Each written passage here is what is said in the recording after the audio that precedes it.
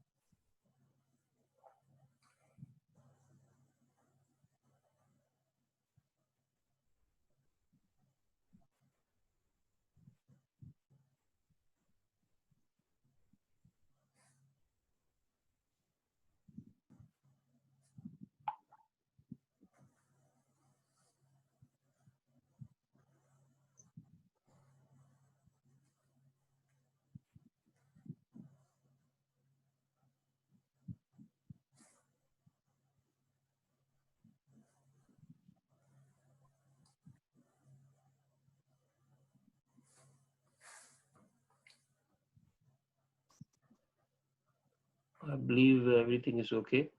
Okay, good to go? Yeah, good to go, yeah. Yeah. Please go ahead. Bismillah ar-Rahman ar-Rahim. Assalamu alaikum warahmatullahi wabarakatuh. We'd like to welcome everybody to today's presentation by Team Impact. Just like last time, we mentioned a small hadith. Rasulullah sallallahu alaihi wasallam said, "Utlubul ilmu min al-mahdi ila al-lahdi." Seek knowledge from the cradle to the grave. And like we mentioned before as well, कि ilm हासिल में चीन भी जाना पड़े. इसके मतलब you have to travel across oceans to spread knowledge and gain knowledge. Thanks to mainstream media, Zoom links, and everything that's made the globe feel much more smaller, and you can enjoy education from the comfort of your seats. And today we've got a lovely audience from all over Pakistan. I'd like to offer special thanks to Government of Sindh, King Edward Medical University for coordination in Punjab, Yaran-e-Watan, Government of Pakistan, and Vice Chancellors of Medical Universities of Pakistan. A quick word about Impact, which is a UK-based non-profit organization of expatriate Pakistanis, comprising of international team of experts in health and allied professionals. We have successfully launched a series of online sessions dealing with various aspects of COVID-19 for healthcare professionals in Pakistan, with an underlying mission to facilitate medical staff with the most up-to-date and evidence-based information during this pandemic to our own homeland. So in a nutshell, we've got two fantastic speakers, one from Dow Medical College, Karachi, Basra Siddiqui, and one from King Edward University, Dr. Raza Naqvi. Dr. Naqvi is a virologist, and Dr. Basra Siddiqui is an infectious disease consultant.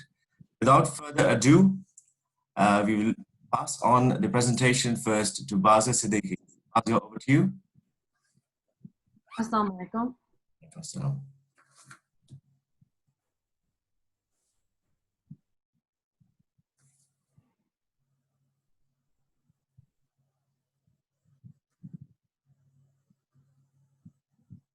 Can everybody see the screen? Yes.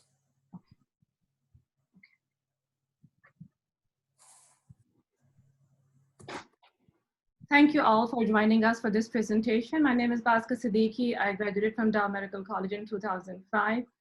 Seems like yesterday, but actually it has been like more than 15 years, okay? I'm hoping that this presentation will help some of us in some ways. So COVID-19 from ID perspective.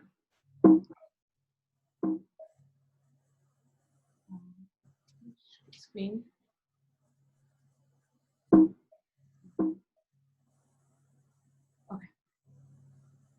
So what is a coronavirus and what is a novel coronavirus? Coronavirus is actually a name of a set of illnesses, including common cold and other respiratory infections. A novel coronavirus just means that it's a new virus which originated in the animals but has now jumped to humans. This particular strain from Wuhan is being called the Covid19 or coronavirus 2019.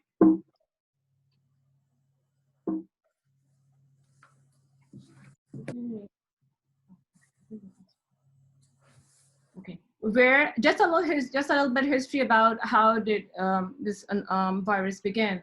So where and how did the Wuhan novel coronavirus begin? So around New Year, like end of 2019, beginning of 2020, there was a cluster of severe pneumonia cases noted in Hubei province of China, in Wuhan. It was very perplexing and alarming. And by January 19, the local virologists and basically in China and other public health researchers identified the strain as a novel coronavirus. A lot of investigations were done, and it was found to be linked to a specific wet market in the city of Wuhan, where they sell fish and other live animals. So there's a culture in China, just like in South Asia, some other Asian countries, that people come and they like to see what they're buying and taking home. So the animals are being bought, are slaughtered in front of the buyers, which leads to a lot of skinning of their animals in front of the shoppers and aerosolizing. So question is now, how does COVID-19 spread? So much has changed regarding this knowledge. It's been continuously evolving. The guidelines and information has been back and forth ever since the beginning of this year about the spread of this virus. What we know so far is that it is a person-to-person spread via coughing and sneezing. Other close contact or aerosolizing procedures like intubation, suctioning, with ICU nurses are suctioning these, or other procedures.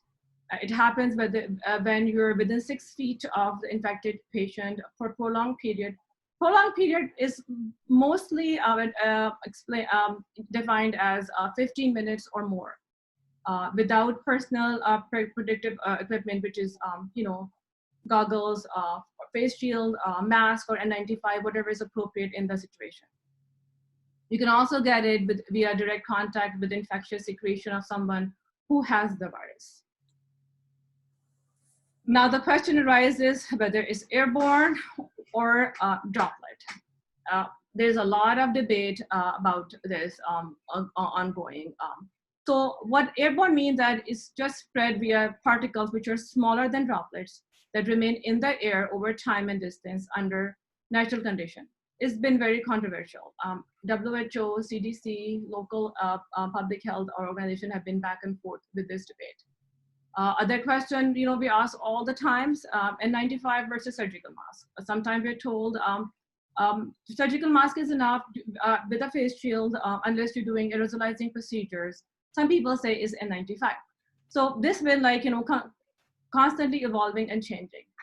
There were some studies done, however, which are, so one of them actually grew COVID-19 in tissue culture, which showed that it remained viable in experimentally generated aerosols for at least 3 years.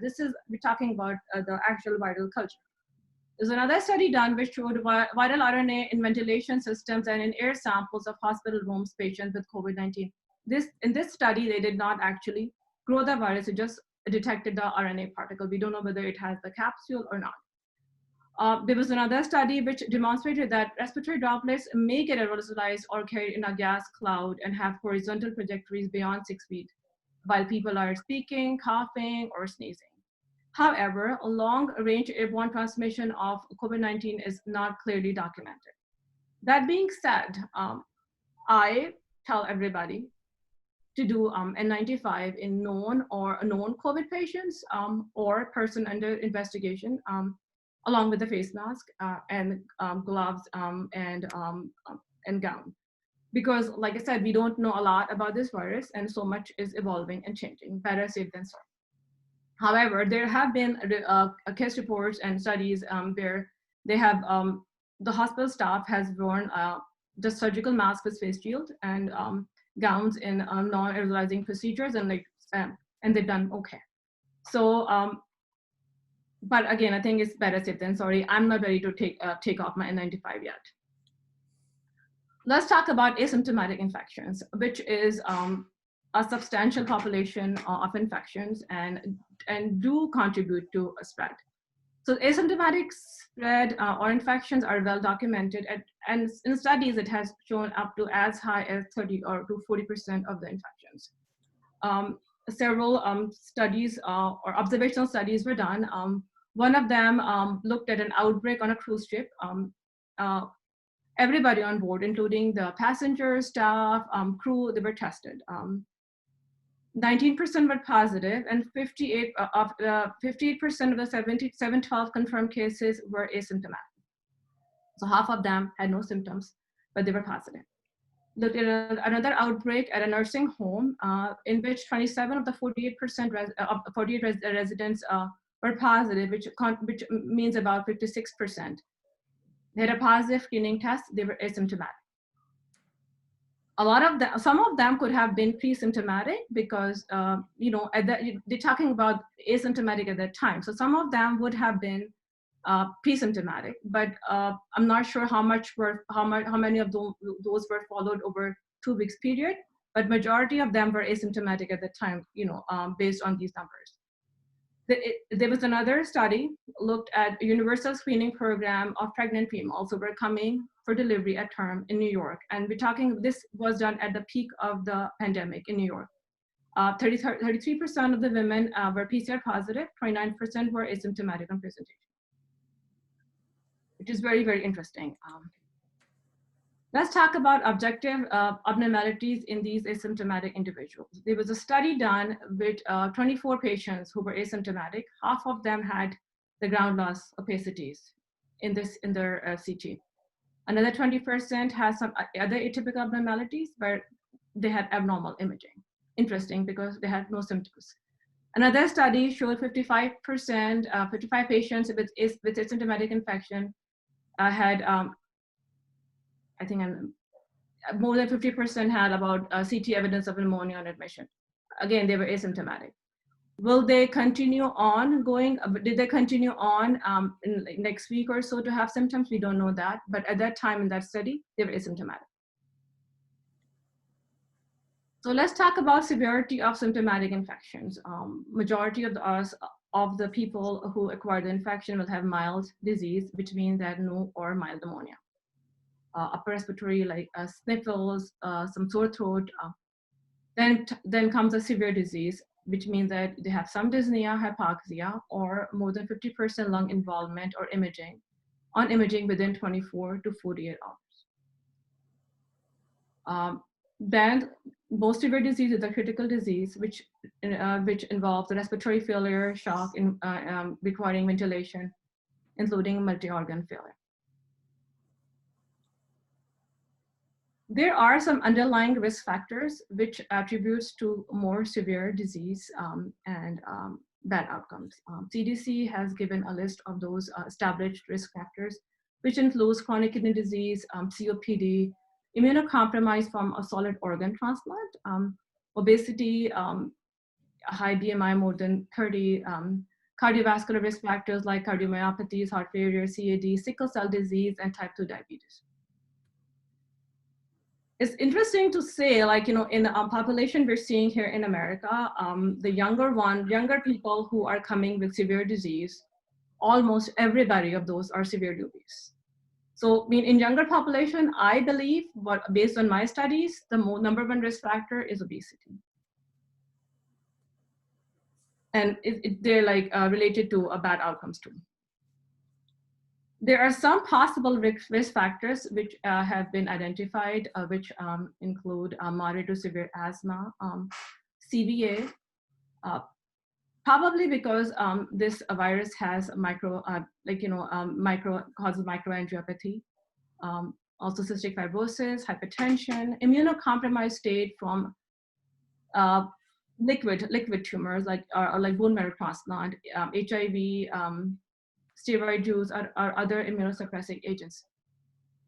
I don't know like how much prior steroid use is actually a risk factors, or in the future they'll say it's protected. We don't know yet. This is something I have not seen much as of a risk factor in practice so far.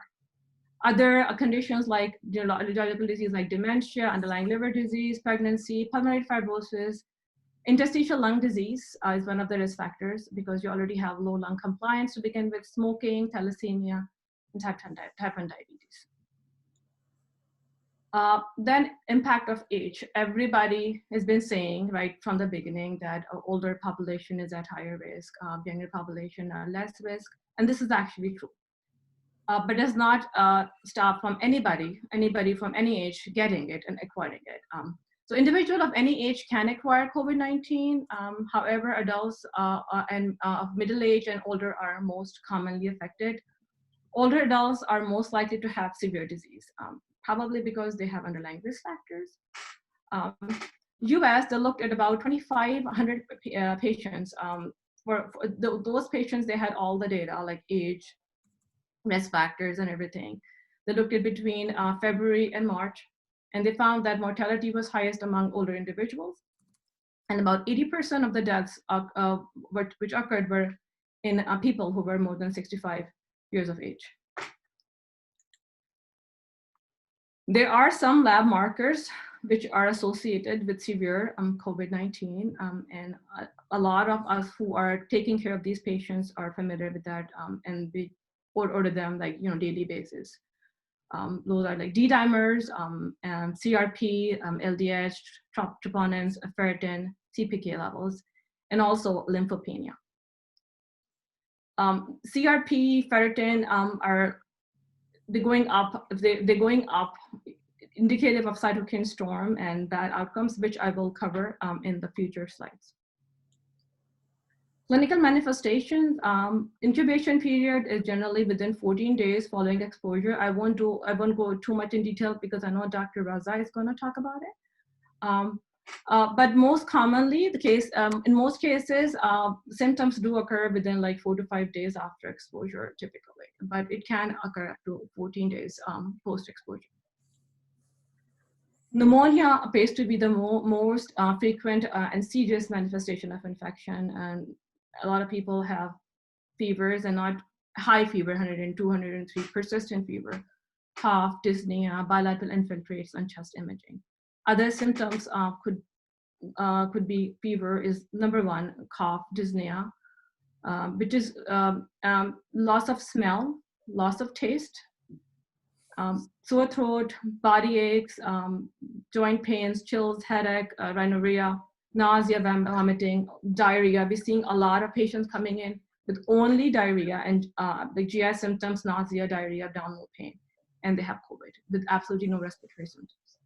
Fatigue, confusion, chest pain or pressure, which could be due to pneumonia, like pleuritic pain due to pneumonia, or some of them have myocarditis, and MI, like STEMI. Imaging findings, chest x-rays could be normal in early or mild disease. We've all seen that a lot of times these patients come in, they're on room air, x-ray on admission in ER, negative. Next day, hypoxic, requiring oxygen, and bilateral infiltrate. So a chest x-ray, if it's negative, the first, it doesn't mean that you don't have it. When chest x-rays are abnormal, it could show consolidation in the bases, right or left, but it does show some ground loss opacities, mostly bilateral in peripheral or lower lung distribution. CT of the chest, when done, shows typical ground loss opacification with or without consolidation.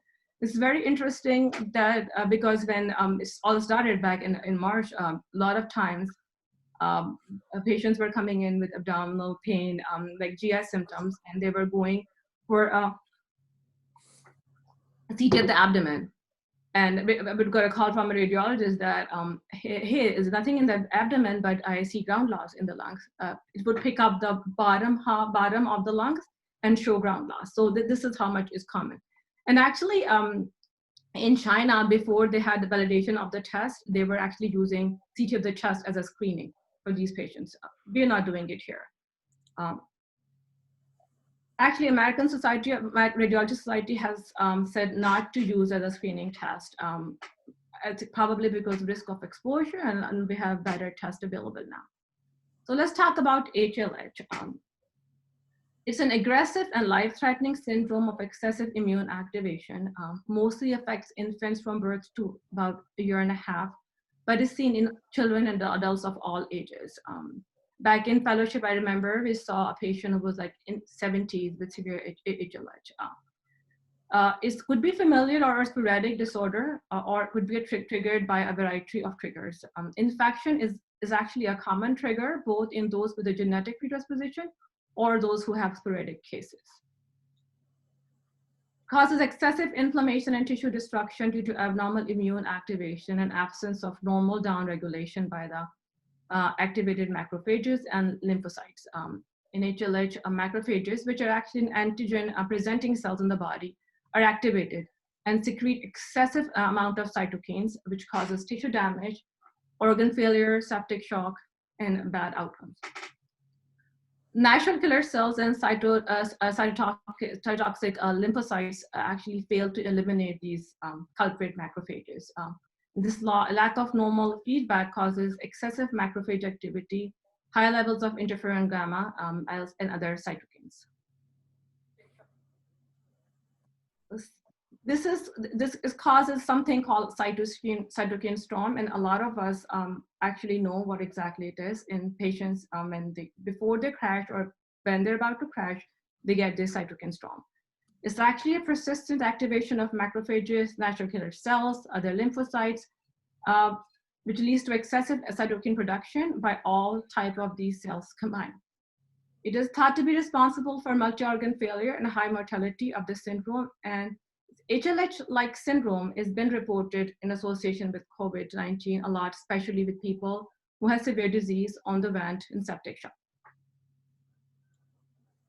which causes fevers, splenomegaly, cytopenias, high triglyceride levels, hypofibrinogenemia, increased breakdown of the cells called hemophagocytosis, which caused by macrophages, and high ferritin levels. And all of these markers are indicative of severe disease as well in COVID-19. This is a picture to show us exactly what happened on cell level. So virus attacks our airways, goes inside the lungs in the macrophages. It's presented by the monocytes, which are the antigen presenting cells, causes their activation. Normally, what happens is that natural killer cells, and the cytotoxic lymphocytes, which are kind of a police force, they take care of the macrophages, and which are acting abnormally. But because of the downregulation of this system, they keep on getting activated and cause increased secretion of interleukin-6 and interferon gamma and other cytokines, and causes tissue damage, which leads to cytokine storm and also a multi-organ failure. So everybody's talking about treatment. Everybody has been lots of studies going on all over the world right now about different modalities, different antivirals, which is working, what's not working. So let's talk about some COVID-19 specific therapy. Everybody has heard about remdesivir, which is a drug made by Gilead and Gilead Pharmaceutical Company in USA. So they did a multinational randomized placebo-controlled trial. A lot of centers in America were part of this trial. Actually, the place that I was trained for University of Chicago for fellowship was part of this trial too. Remdesivir was given up to 10 days or until death or discharge in the patients. They looked at about 1,059 patients who had confirmed COVID-19 cases. They had evidence of lung involvement. 89% of them had severe disease, and 26% were on vent or ECMO at baseline at the time of enrollment. The results showed faster time to recovery, which was defined as either discharge from the hospital or continued hospitalization, however, without need for supplemental oxygen or ongoing medical care. So the difference was 11 versus 15 days. About 4 days, 4 days difference, which does not look too promising, but I think it's working, because ever since we started using it, than using it early. And then the guidelines loosen that you can use it on anybody requiring oxygen, like if they're 94% or less on room air, you can use it. We have been seeing improvement. So the FDA issued emergency user authorization for remdesivir for hospitalized children and adults who have severe COVID disease, which is defined as auto requirements of or like they're 94% or less on room air, is given as 200 milligram dose on day 1, followed by 100 milligram daily. 10 days for people who have severe disease, or 5 days in other patients. Majority of the hospital centers are actually not going before beyond 5 days because there's limited supply. It is contraindicated in patients with who underlying transaminitis. With LFT is more than 5 times upper limit, and if you give it to the patient and you monitor CMP every day, CLFT is going up, you got to stop it because it has a liver toxicity. It is not recommended in patients who have GFR less than 30 because the vehicle which is used in this drug can accumulate in renal failure and could be toxic. That's why it's not recommended unless it says unless it's the benefits outweighs the risk. However, I have not seen it being used in severe renal failure. Should not be given with hydroxychloroquine because of risk of arrhythmias and other side effects.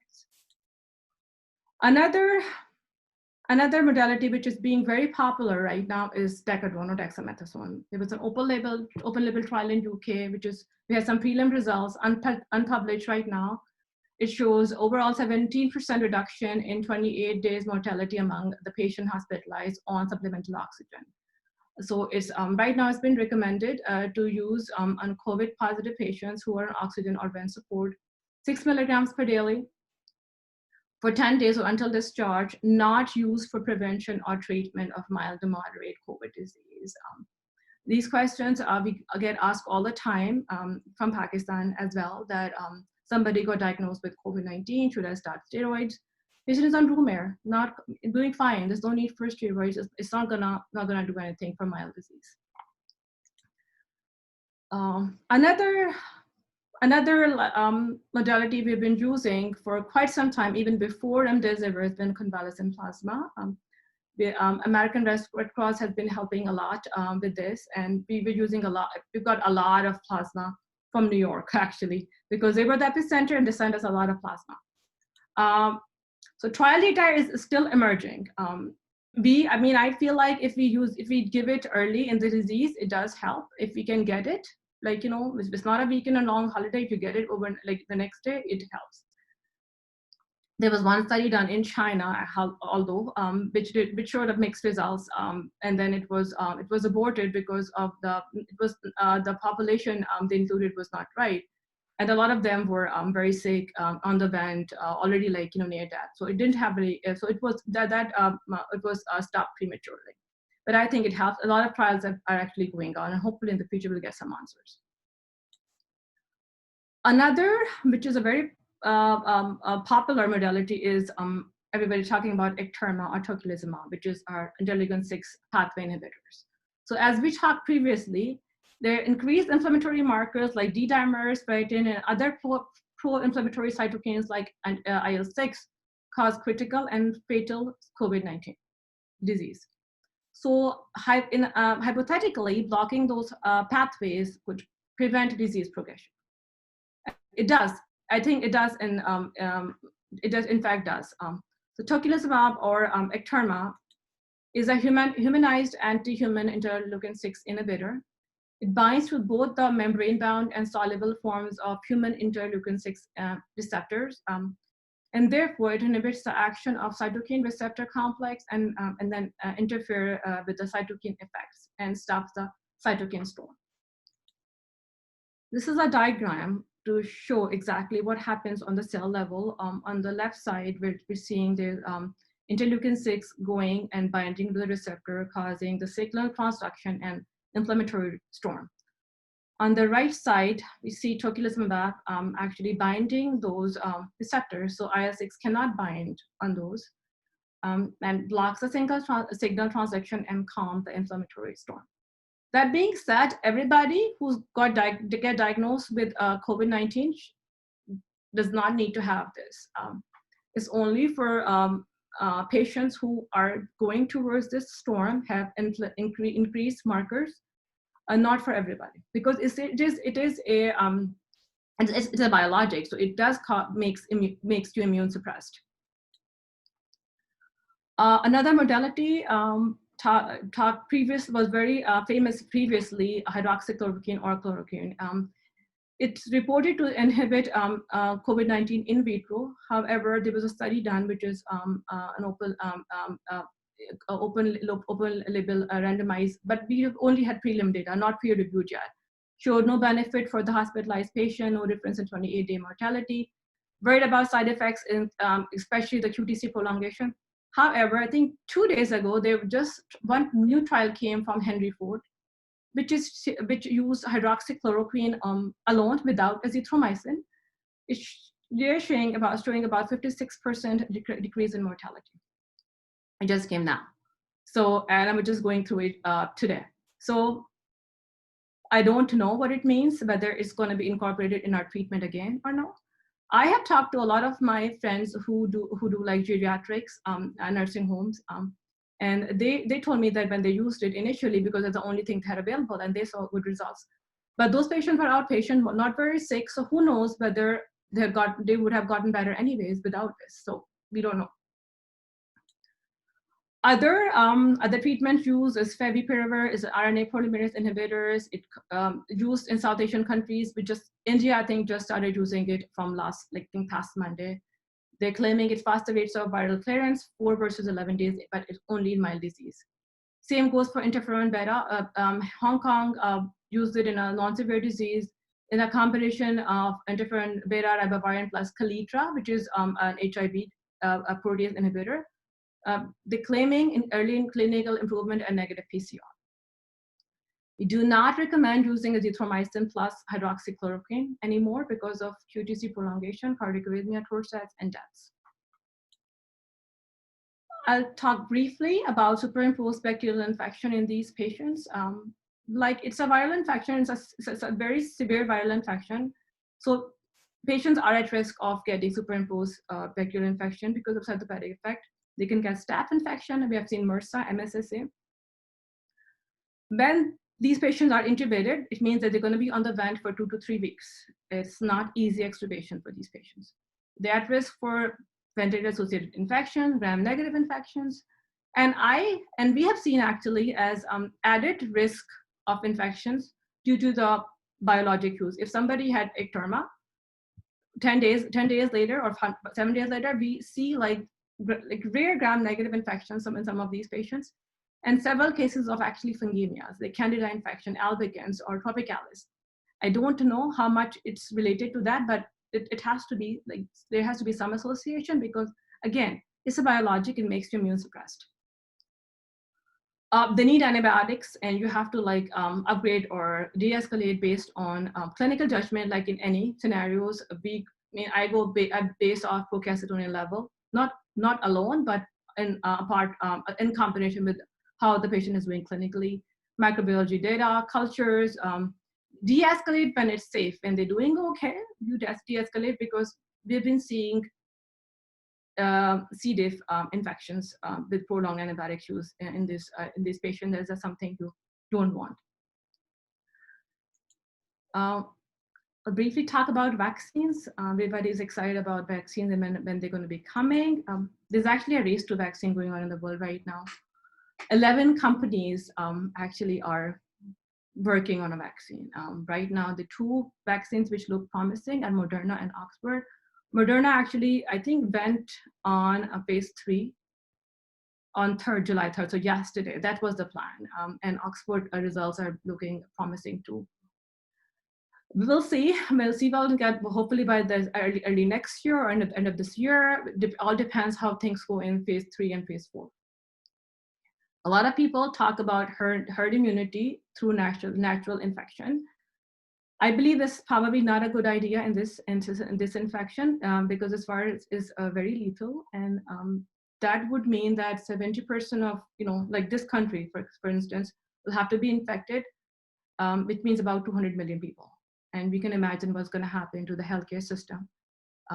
If it's up to like not even close to 2 million, and we're seeing saturation in the hospital, collapse of the healthcare system.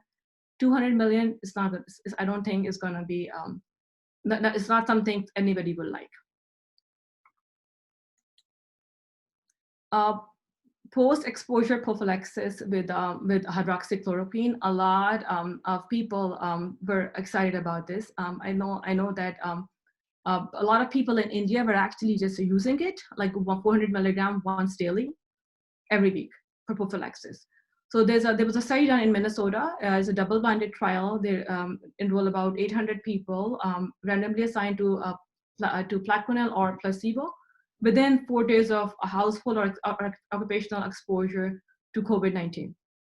Did not reduce the rate of combined outcome, which was positive PCR or symptoms. So it's not recommended to be used for prophylaxis. So I am done now. We'll take questions 2%.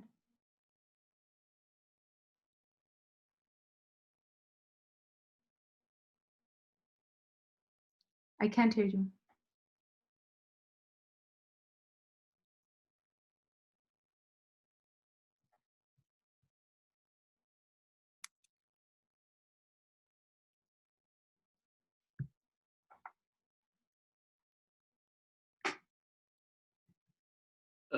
Amjad, I believe you need to unmute yourself.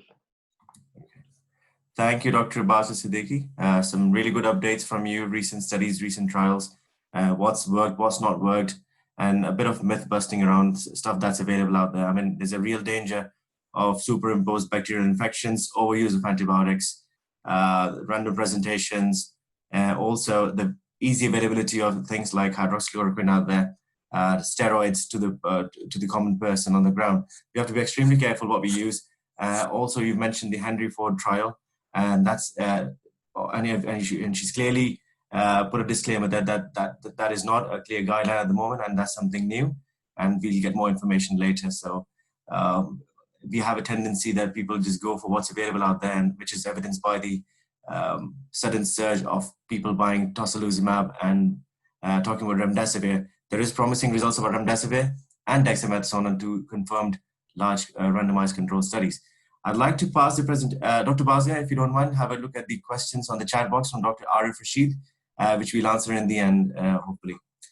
Now I'd like you to introduce to Dr. Raza Naqvi, who is a graduate from King Edward, who's working in Sheffield and Barnsley. He's a consultant virologist, a very learned man, and hopefully he'll do a lot of myth busting as well today around testing and recent trials and share his knowledge and wisdom with us. Over to Mr. Raza, Dr. Raza Siddiqui. Raza Naqvi. It's okay. I haven't woken up either, so it's just so we can mix up things. Am I the host now? Do you think? How do I? Yes, yeah. You're a co-host.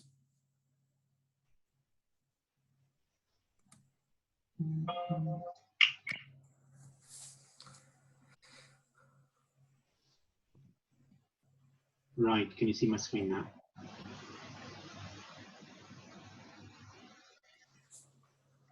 Amjad, can you see my screen? Yes, I can. Yeah. Okay. Right. Okay. So thank you very much for asking me to come and talk on the subject. It's quite nice to see colleagues from across the country in Pakistan, and especially my King Edward Medical University. Dr. Raza, sorry for interruption. I think there's one screen popping up. If you can close. Notepad. Just minimize yeah, it. These are my notes, so I'll put on the side if you can. Yeah, you put on side. I believe you need to click the slideshow on top. Yeah. Yeah.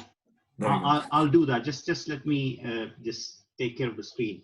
So so the first question is, who is a virologist? Because this term is not used anywhere. So I would just like to explain what a virologist does. So I don't do any tests in the lab. I don't oversee any testing in the laboratory. So who needs a medical virology, which costs quite a lot to our medical establishment? So we formed the link between what Basga has described, a front-facing role and seeing patients, and the laboratory where they're doing the test. So we look at the test and its results. We advise on infection control. We advise on therapeutics, what drugs to use, antivirals, etc. And we also look at the the public health liaison side of things, because there will be a lot of infections you see in the hospital where you need to inform public health. For example, a case of hepatitis A coming in, and you do not know how many contacts are in the community. So we are like the public health within the hospital, and we've got an advisory capacity in so many ways.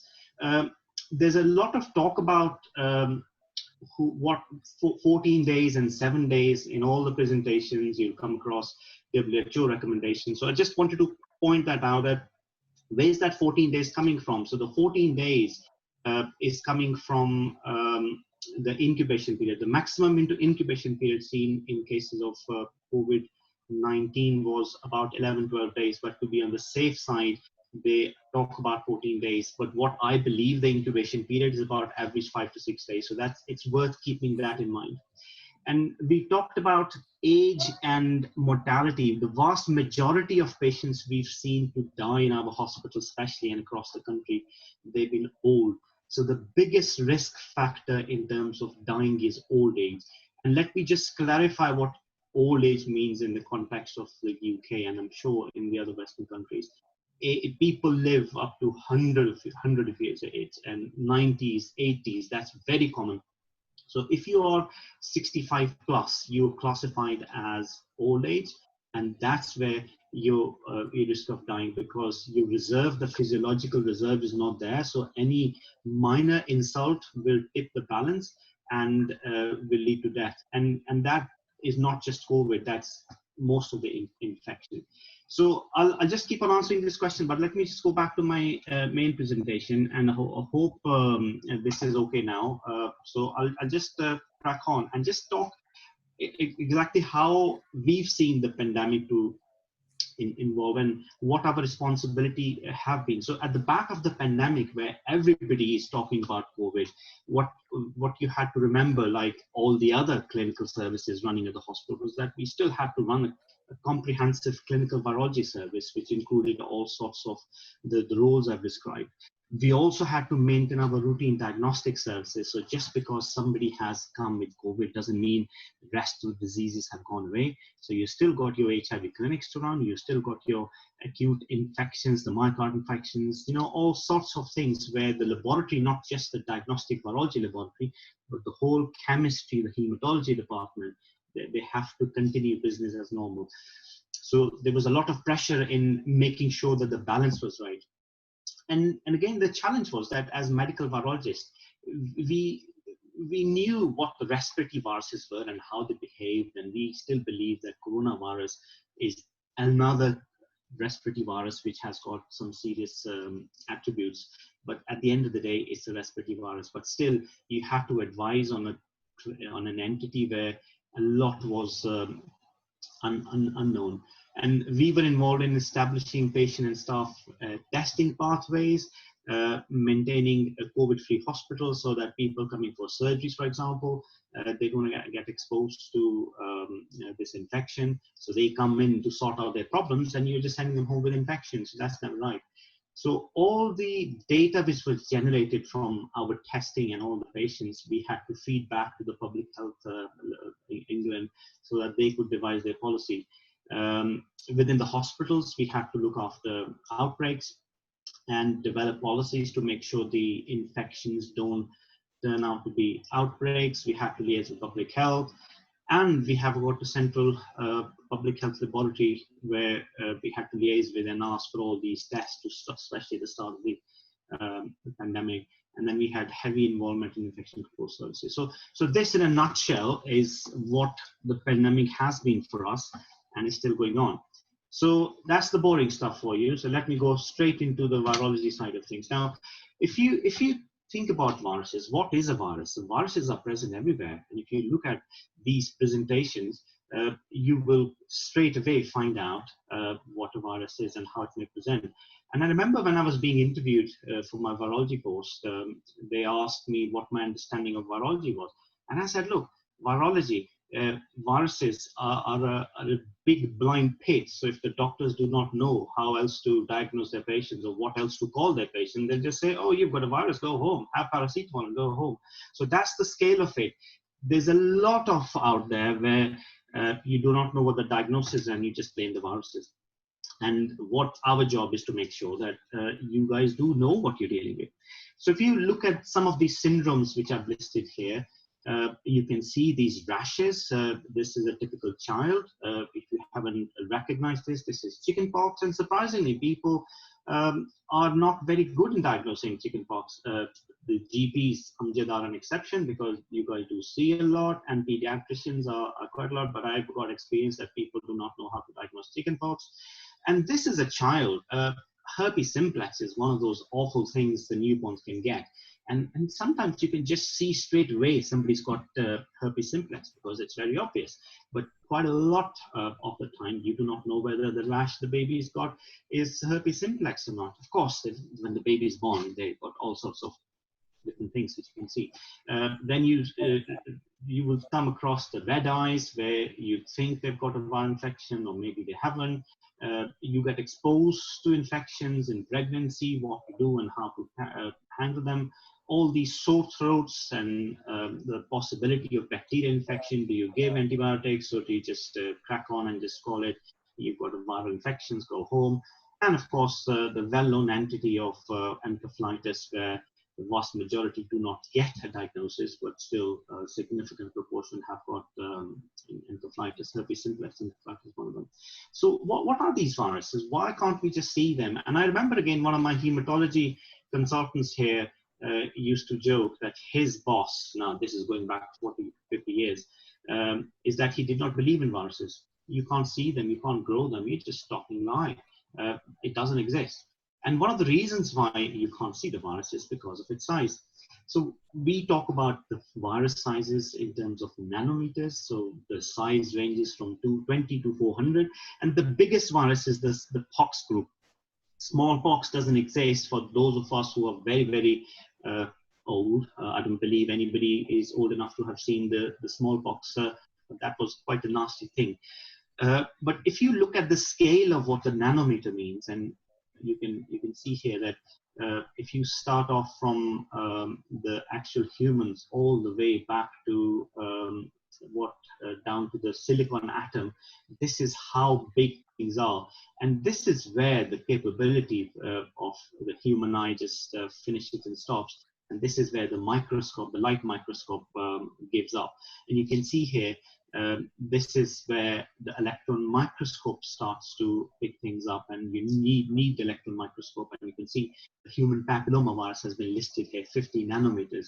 So these are really, really small objects, and you can't really just diagnose them by the look of it. But this is a typical viral structure. It's like a cartoon presentation, and you can see it's got a circular outer structure, and it has got these spikes, and I'll come back to that in a minute. But the important thing to recognize here is this is a typical herpes virus with a tegument in. But the important thing is, number one, outside as the surface projections, and inside, which is the RNA or the DNA material. If you look at the coronavirus itself, and again, if you translate what I've shown in the previous slide into a 3D picture, you imagine a tennis ball.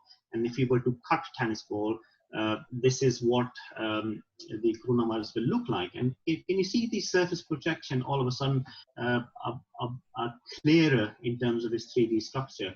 And on the outer structure, it's probably taken over by these spikes. But if you were to go within the confines of the actual virus, you will see the RNA, which is enclosed within the virion, as we can say.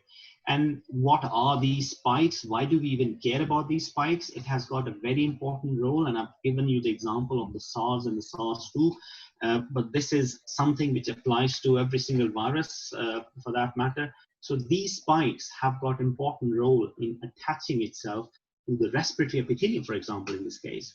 And ACE2, I'm sure you've heard of ACE2 receptors. That's where the virus attaches, and the structures of the organs which are rich in ACE2 inhibitors are going to get the wrath of this virus.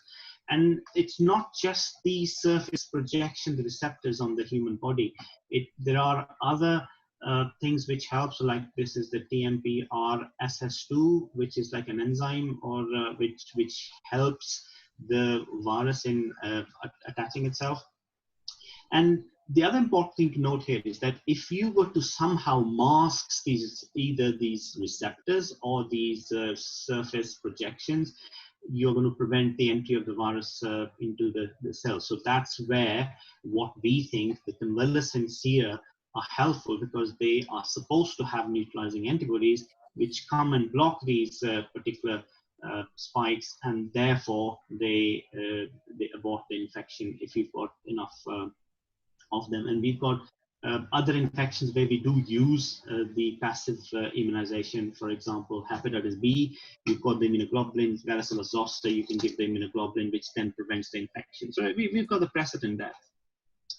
Now, just a bit more about the viral structure of the SARS coronavirus, because that's the topic here. And I've just tried to pick up a Google image which shows you some of the structure on the outside. And you can see here, you've got these, the S protein, but you also see the N and the E protein.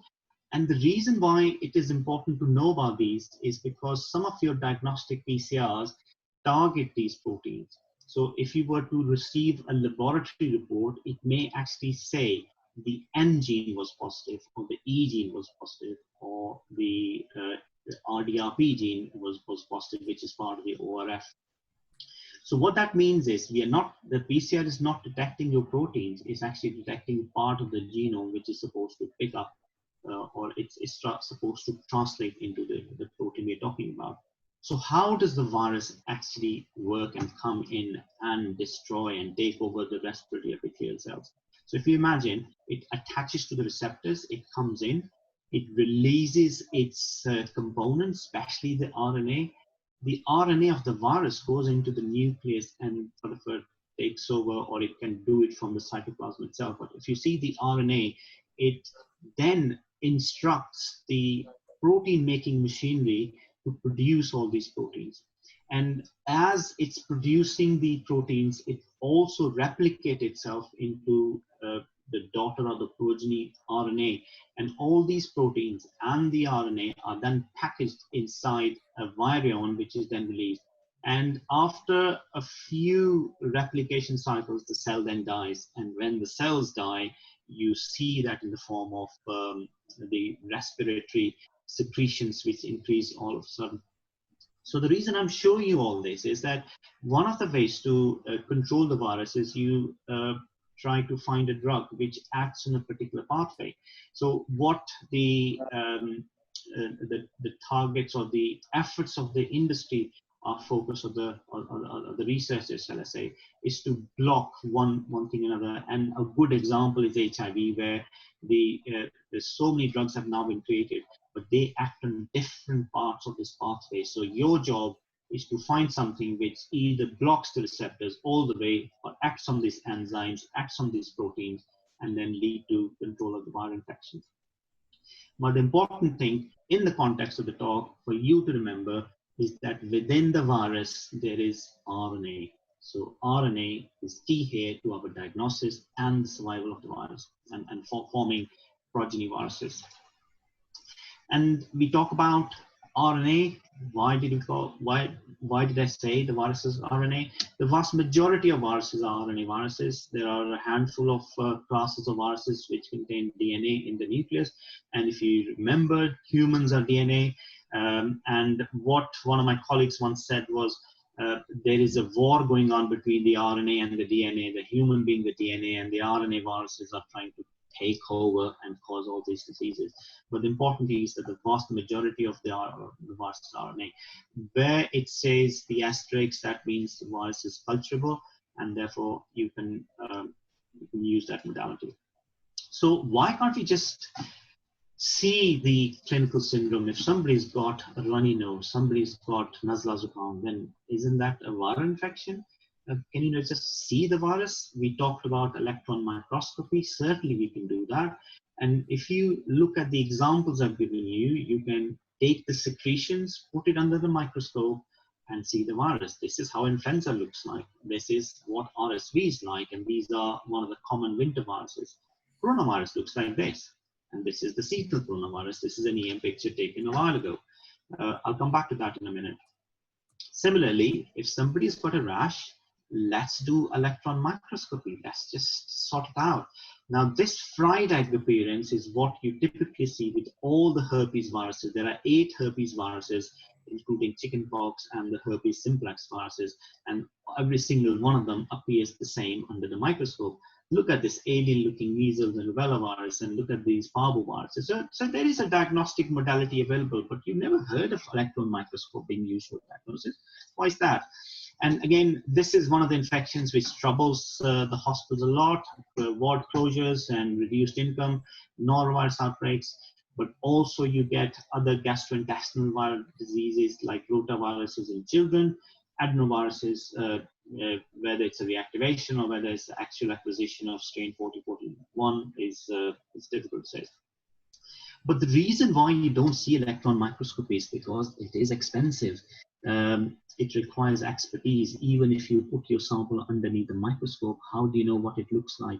It takes about 10 minutes per sample. The throughput is low. How many can you process in a day? And it requires minimum quantity of virus, about 1 million copies for it to be visible under the microscope. So if you only got 100 copies, you're not going to be able to find it. So that's why electron microscopy is more academic than anything else. So what about culture then? So if you can't do electron microscopy, let's culture it. You know, this is a picture of a colony. So the way we traditionally know about the culture is all these plates. And I remember from my days of medical school, that's what we learned. And viral culture I can't remember it being taught, or maybe my memory fades away. So what is viral culture? So unlike growing your colonies on agar plates, what you do is, because you can't see the virus easily, what you do is you take cells. So you take cells which you know from your experience from ages ago grow a particular virus. And these cells are produced from different organs. And I'll give you a very common example is monkey kidney cells. So where you're going to get your monkeys and are you going to take the kidneys out and then you're going to create all these cell lines. Then you put the sample on these cell lines and then you see those changes. And the changes which the virus induces are very specific to viruses. And these changes are called the cytopathic effects, and you can actually diagnose it using this. So this is what you call culture.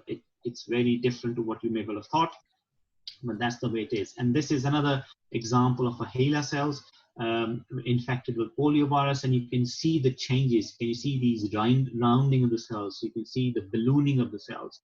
So the experts know how it looks like. This is on the right top side, this is the cytomegalo inclusion body, which is typically seen in CMV.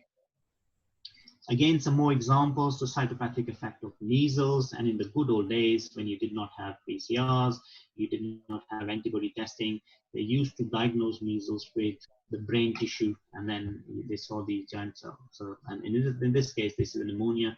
You can see the typical change from the other one. So there are a number of cell lines, and I've just listed these here. These are now of academic interest, but the reason why viral culture is still required is if you want to find out if the virus has got a phenotypic resistance, you have to use the cell lines and culture them. But again, why don't we use culture? Again, there are different issues with that. It's a very sophisticated setup. It's very expensive to run. It's not attractive to businesses. If you go and ask your commercial lab, could you do virus culture? They will simply say no, because nobody's going to pay for the test price. There's a lot of expertise required, because I can't remember. I've done virus culture, I've seen virus culture, but I can't remember it. I have to keep my expertise, which not many labs are using. And it's been superseded by modern diagnostic methods. The other important point to note is that it takes days to grow the virus and requires a minimum quantity again. The reason this is important is, and I'll come back to later part of my presentation so that it makes sense. So what you have to remember is these are the two methods by which you can look at the virus directly. It's not looking at the immune system.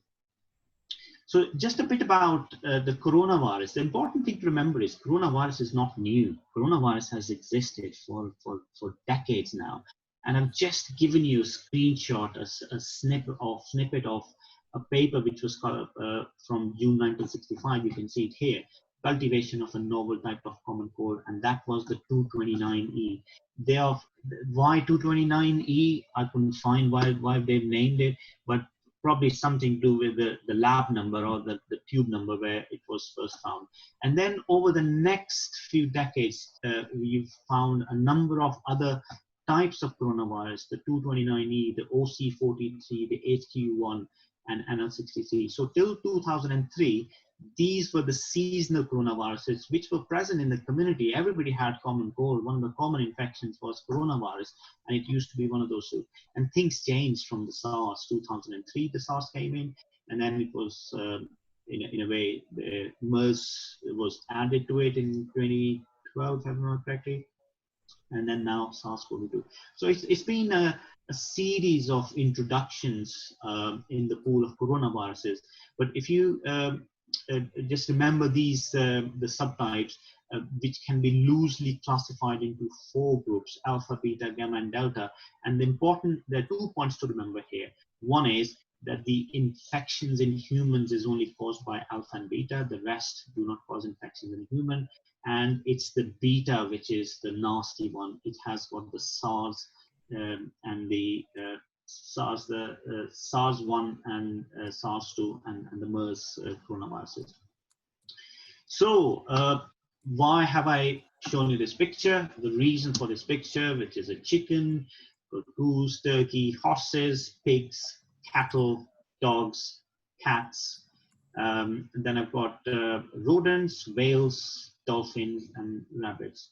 Every one of these get corona infections. So they have got the infection which happens every now and then. And the chicken was the very first one which was diagnosed. So coronavirus, humans are not the only one. Coronavirus is everywhere. You may not recognize it, but coronavirus is there. And this is the structure of what a coronavirus looks like under the electron microscope. And these are the cytopathic changes which it has in here, just to top it up. And I've talked about this, but it's just another recap. So coronavirus SARS-2 has got club-shaped surface projection of the spike protein, and it has got the largest RNA genome with 25,000 to 21,000 bases. And you don't have to remember that, but it's important from a PCR perspective. And these are all the genes we talked about. And the important thing to remember is when you're looking at the PCR, it will tell you which particular gene is looking at. So it either is the S gene, E gene, N gene, M gene, or the ORF1. And within this big ORF1, you've got the RDRP, the RNA dependent RNase polymerase. And you will see some of the PCR saying, well, we've looked at the ORF1 gene. So that's what the background behind that is. Now, if you come back to this cartoon of the coronavirus, just remember that, let me just, so you can see there are different components. One is the RNA, and then you've got the surface projection, which are of importance.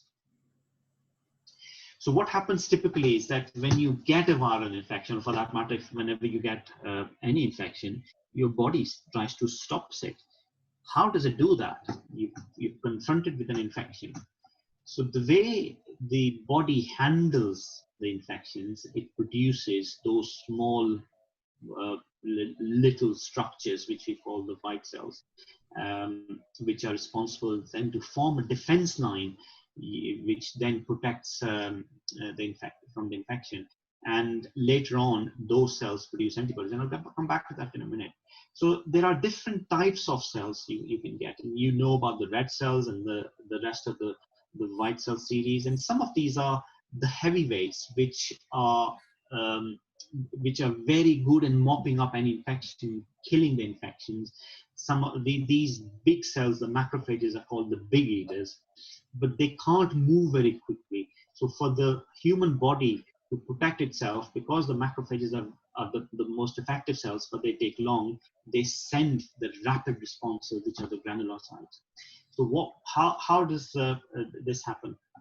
So typically, you've got in your body the white cells, which are just roaming around to look for troublemakers. So if a bacteria enters in the bloodstream, what these cells do is, these are called the antigen presenting cells. So their job is to identify a new structure like a bacteria or a virus. They eat it up, they just gulp it. And then what they do is, component of that bacteria they've just killed, they put it on their cell structure. So they express those, what you call the antigen. They then take that antigen to one type of T cells, which are called the helper T cells. And when it does that, when the helper T cells notices the antigen on the surface, it becomes activated. How does it matter? This activated cell then goes on to stimulate more cells. For example, it will, let me just see, so it will find a B cell, it will activate the B cells. The B cells will then start producing the plasma cells. The plasma cells will produce the antibodies, which then fight and get rid of the bacteria and the viral infections. And it will produce memory cells. And if you remember, the memory cells are the ones which remember the confrontation for the future in cells. So if 10 years later you again get the same bacteria, the memory cell will rapidly start producing the antibodies without going through the whole process. And why am I telling you that? The reason I'm telling you that is because when we talked about these cells communicating with each other, it happens with the help of very small particles of chemicals which are produced, which are called the cytokines or the chemokines. And it is these cytokines and chemokines by which the communication between the cells happen.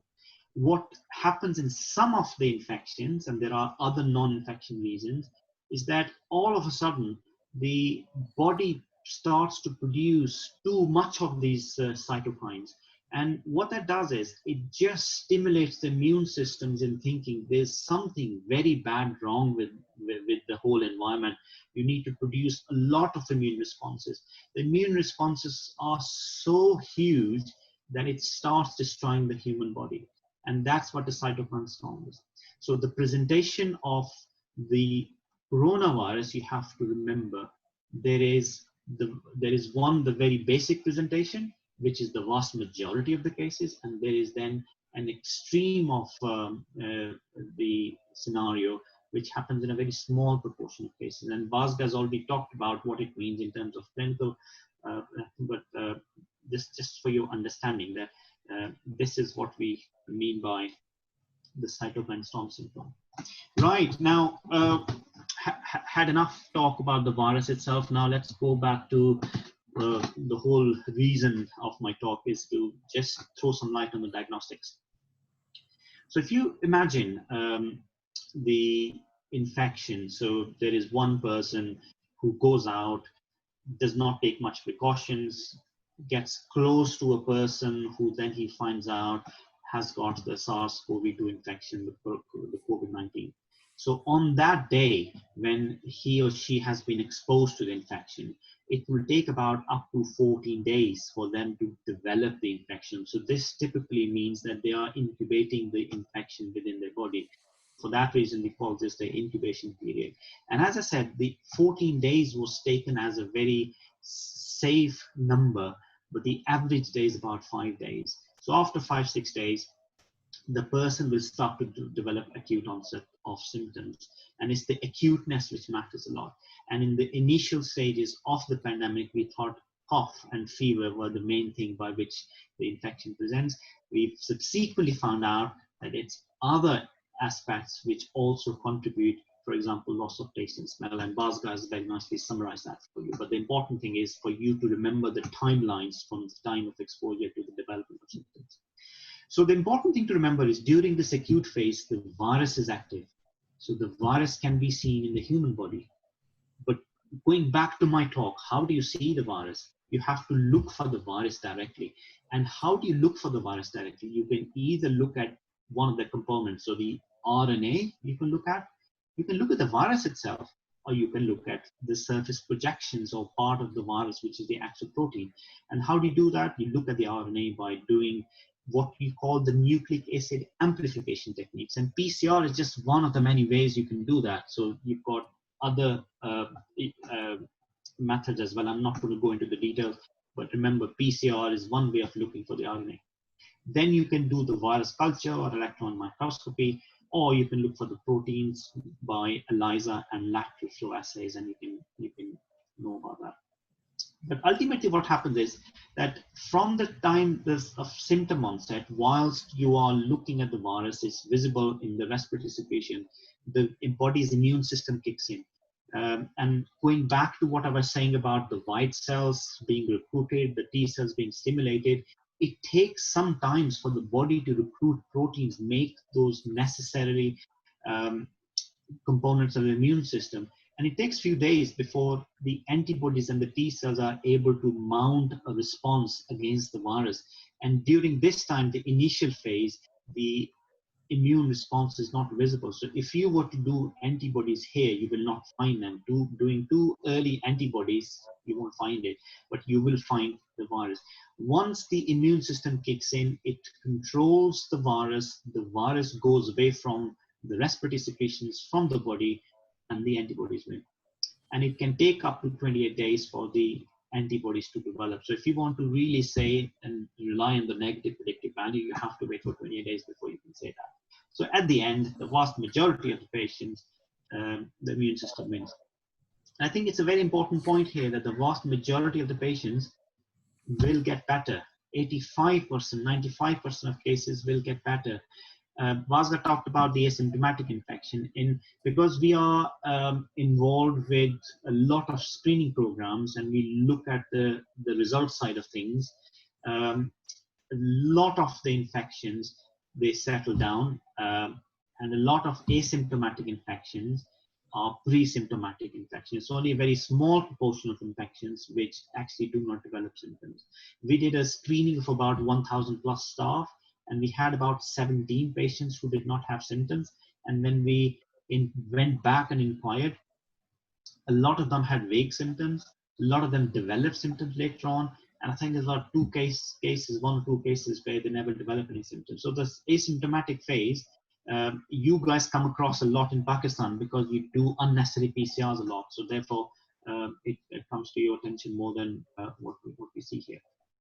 One of the problems with your diagnostic test is that the IgMs and the IgG develop as a result of this particular infection may be very, very similar to some of the other antibodies which have been which have developed in the human body. For example, the SARS-CoV-2 antibodies will be very, very similar to your seasonal coronavirus antibody. They may also be similar to very other common infections which you expect almost everybody to have had. So it's quite important for you to choose a diagnostic test which can differentiate between the SARS-CoV-2 infection antibodies and the other antibodies. Otherwise, they will lie and you will be led to believe that you have had the infection even though you never have. An important thing which keeps coming up is the PCR positivity and how long does it stay positive for. Typically, what I say to people is that for the duration of the acute phase, which is from here all the way till here,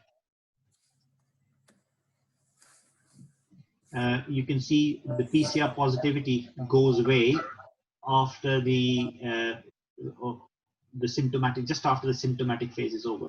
But in a very small proportion of people, and I say small proportion because I would like to think it's very small, is that a proportion of people, the virus shedding will continue for weeks. And we've got good experience of dealing with this from some specific group of patient population where the PCR persists. And I've seen people having PCR positivity even after a year of their initial infection. So that's how long it can last. And it was a bit embarrassing to read the news item from Lahore, I think, the first case of coronavirus reinfection died. So it's not reinfection, it's the persistent shedding of the virus which happened. And typically, what you then see is that the important thing to remember is the viral the viral culture positivity, which is the marker of the viability of the virus, is only seen in the initial stages, and then it goes away. So your PCR, in a way, what you call the dead virus, is actually part of the virus. It's not even a virus. The RNA continues, and you don't see it's very unlikely that these RNA positive people are infectious. We would like to believe they're not. Right, okay. Amjad, how long have we got? 12 minutes. All right, okay. So I can just go a bit more. So, right, okay. So you guys have heard about PCRs probably for the last 4 months. People have just used this word probably hundreds of times in a day. You will come across this PCR. So has anybody even wondered what this PCR is, this polymerase chain reaction? Yes, everybody knows that. But let's go into a bit more detail of what this particular modality is. So if you imagine you've got this tube which you use for PCR reactions. So what typically you do is you take this tube, you put your sample in, you put another mixture which you call the virus mixture, the PCR mixture. And imagine, you can see this small image within this tube, which is the RNA. Typically, your tubes will be at a room temperature, at an ambient temperature. Let's say you are in an air-conditioned environment and the temperature is 22. What you do is, as part of the PCR, there are 4 different steps. As first part of the PCR, what you do is you put this tube with the sample in a machine. What the machine does is it raises the temperature of this particular tube to 95 degrees. And if you look at the structure of the normal RNA DNA, go back to the slide I showed, it's a spiral, the Watson and Crick model, where it exists in that particular shape. But when you increase the temperature to 95, the RNA molecule splits and it forms 2 strands. What then happens is, as part of the PCR, you go into the second phase, and this 95 degrees is brought down to 55 degrees. What it does is, it does 2 things. As part of your PCR reaction mix, and on top of the sample, you add 2 different things. One is your anti-corona RNA, and that is a very small piece you add. And then there's a sleeping fluorescence particle. So what happens is that particular anti-corona RNA, when you reduce the temperature to 55, it goes and attaches to the RNA which is present in the virus. Now, if you had added, instead of anti-corona, anti-influenza, this PCR would become an influenza PCR. If you were to add a herpes simplex anti-DNA, it will become herpes simplex PCR. So that's the difference between the various PCRs, that what you add, what test do you want to do, what virus do you want to detect. So by reducing the temperature to 55, what you've done is you have attached these 2 entities onto individual strands of the RNA. Now, if you go to the next part of this, as the third step, what you do is you increase the temperature from 55 to 70 degrees. And what that does is, it does 2 things. It replicates the individual 2 strands, and it just doubles. So from 1 strand you form 2, and then from 2 you get 4. So you can see here that as part of this temperature change, you have doubled your RNA. So you started off at 95, a single strand, and now you've got 2 strands. As part of this process, the sleeping fluorescence is now activated and is read by the machine. So you've got 1 and 2 fluorescence markers which then get released.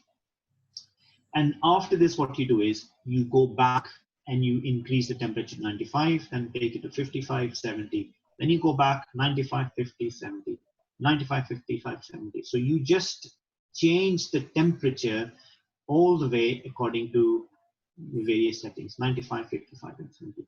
And this is called 1 cycle. So 1 cycle is simply the changes of temperature which you take the sample through. It's called PCR. And 1 virus copy becomes 2 virus copies, but it's important to know that with 2 copies, you release 2 units of fluorescence, which is then read by the machine. And if you keep going, the 2 cycles, 4 copies, the second cycle gives you 4 copies and 4 units of fluorescence are released, so on and so forth. So after third, so it goes up exponentially after each cycle. And we typically run in our laboratory each PCR for 45 cycles. And you can imagine with 1 copy, you get billions of copies. And with each cycle, you release fluorescence, which stays there for the duration of the PCRs. So you get billions of fluorescence units. And what the temperature changes requires machines. And there are a number of machines which are available, but essentially they are thermal cyclists. Their job is just to take the samples from one temperature to another. So it's a cycling of temperature, which is essentially the PCR. And the ABI 7500 is the typical system, which comes with the software, which then detects the fluorescence released from these PCRs. And there are some other ones as well.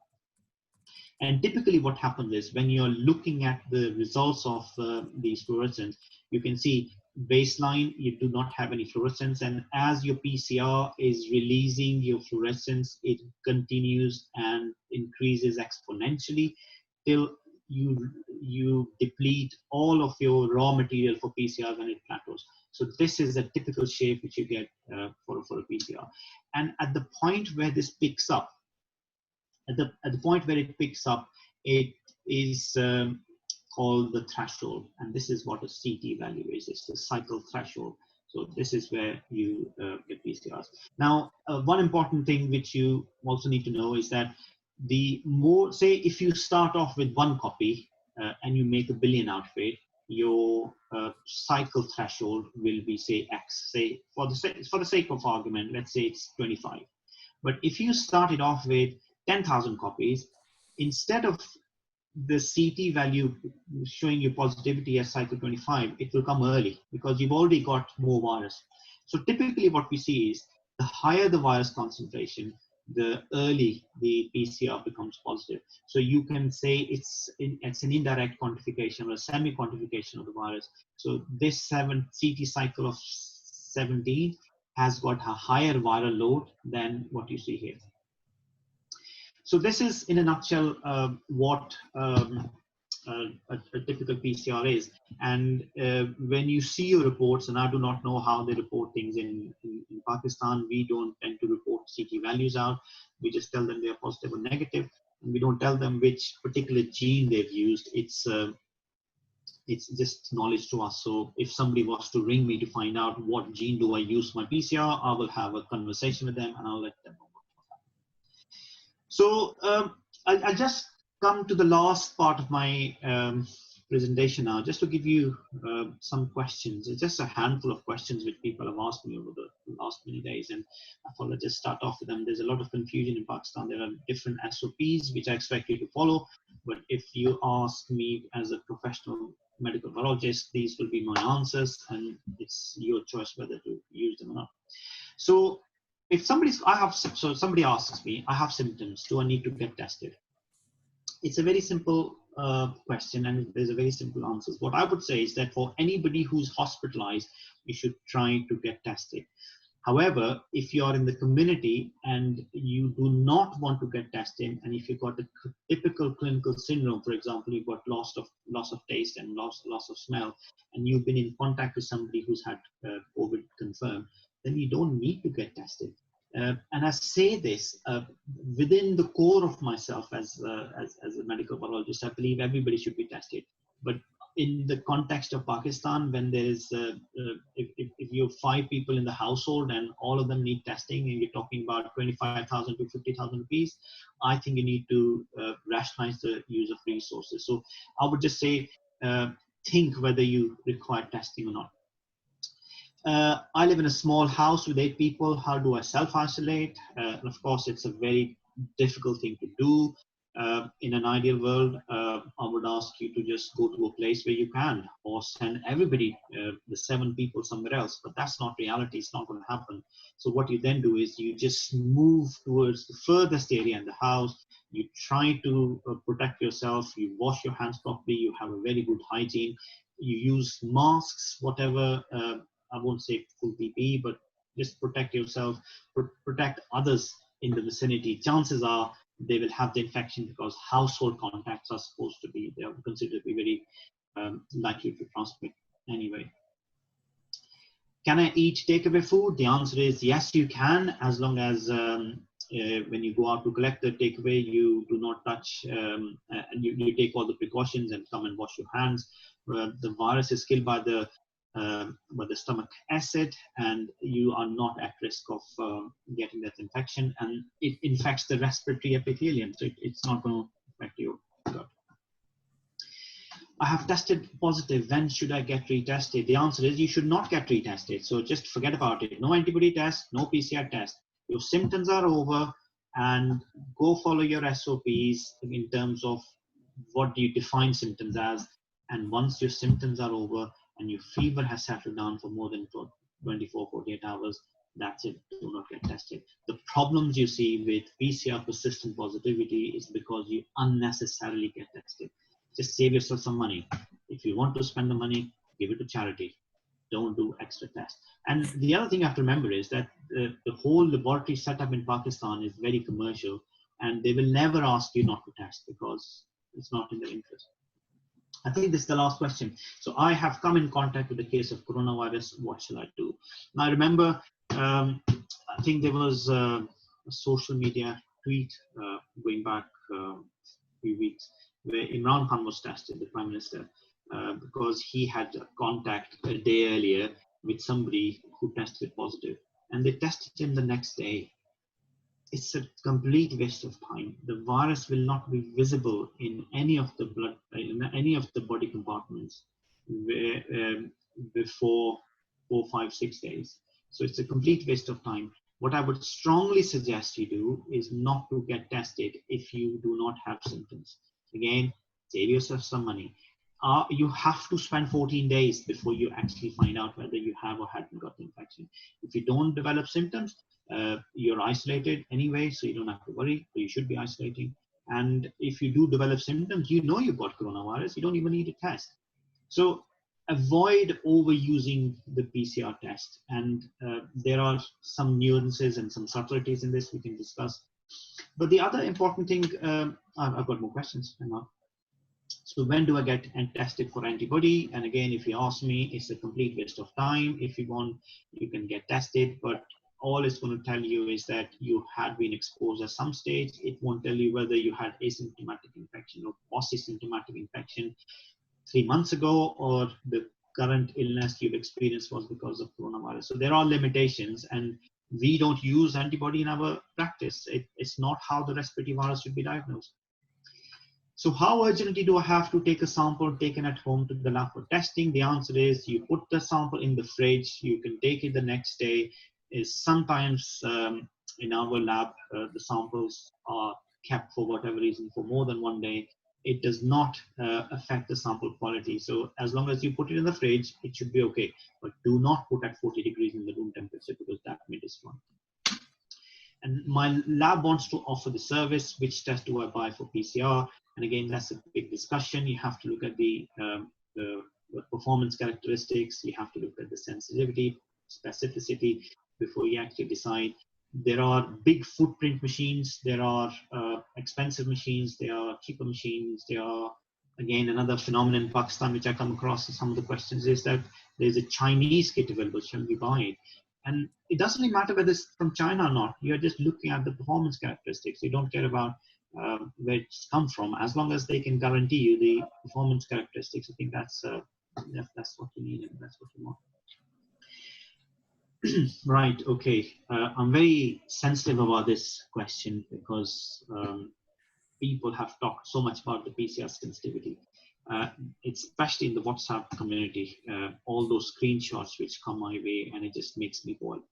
So what you have to remember for PCR is, and in our experience, what we found is because we've done a lot of screening in the setting where people haven't had symptoms, what we found and realized is that PCR is very good in diagnosing acute infections. So if you follow people up who've been exposed to the infection, you will see the PCR becoming positive and the patient developing symptoms.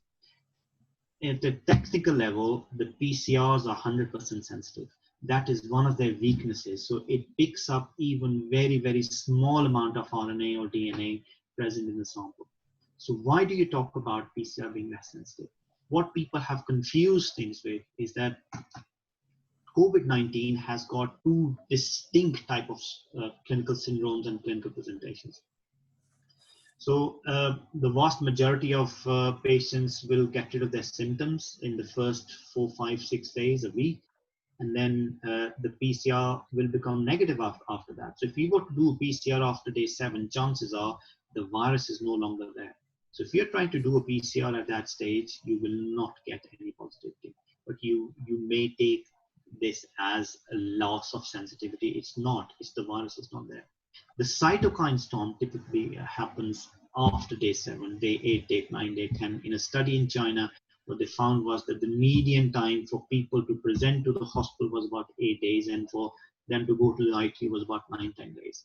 So the latest stage of the infection is, or the, shall I say, not infection, so the latest stage of the COVID presentation, which is typically going to the hospital and the ICU, PCR compartmentalizes, so it goes into the lungs. So you won't see that in your throat swab, the nasal swabs. But if you do a deeper sample, which is typically a sputum sample, but if the patient is not producing sputum, you have to take a bronchoalveolar lavage. And it's an aerosol generating procedure, which we obviously don't encourage. But if you were to do a BAL, then you will find PCR positivity there. So there are all these diagnostic questions which you need to consider. And what I'll do is now I'll hand over back to Amjad, because I think this was my answer. Over to you. Thank you, Dr. Razanapui. Yes, it's a minefield out there. So before we move on to the question and answer sessions, I'd like you to point out a few things. I'll try and link 2 questions together from Dr. Naqvi just mentioned about the fact that cytokine storm occurs roughly around the 9 to 10 day mark. And Basra, it's been asked, but when is the right time to start remdesivir? Was a question linked by the same person called Arif Rashid. So if you can answer that, then I'll move on to the next page.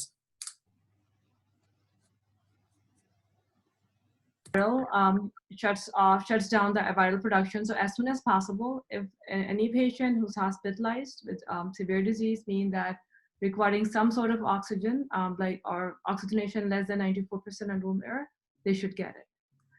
We don't look at any inflammatory markers before giving it. All we need is severe disease and positive test and requiring supplemental oxygen, and you should give it. If they get better in 5 days, you stop. If they go on to get intubated or ECMO, you do 10 days. Thank you. Just laying down some small ground rules here. So best way to go forward is, before I move forward and I forget, please like our Facebook page, leave feedback as well, because that will help us improve our service here. About the question and answer sessions, there's plenty of questions on the chat box, which I'd like to point Dr. Razanapui and Bhaskar to, but I'd like to mention names, and whoever is going to raise their hand, could you please tell us your credentials and what do you work in what capacity, and then ask the question, and then we'll mute everybody else, and our speakers will answer your questions for you. So the first person I'd like to invite to ask questions would be Dr. Arif Rashid. He's asked a few questions actually. I'd like him to verbally put them forward. Dr. Arif Rashid. Unmute. There we go. Do you want to unmute yourself? I've just clicked on your screen now. Do you want to unmute yourself, Arif Rashid?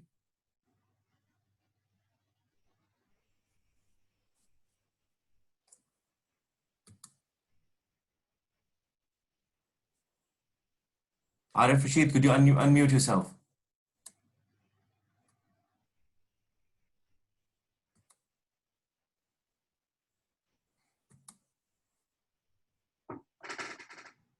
Saeed, can we contact from King Edward Medical University?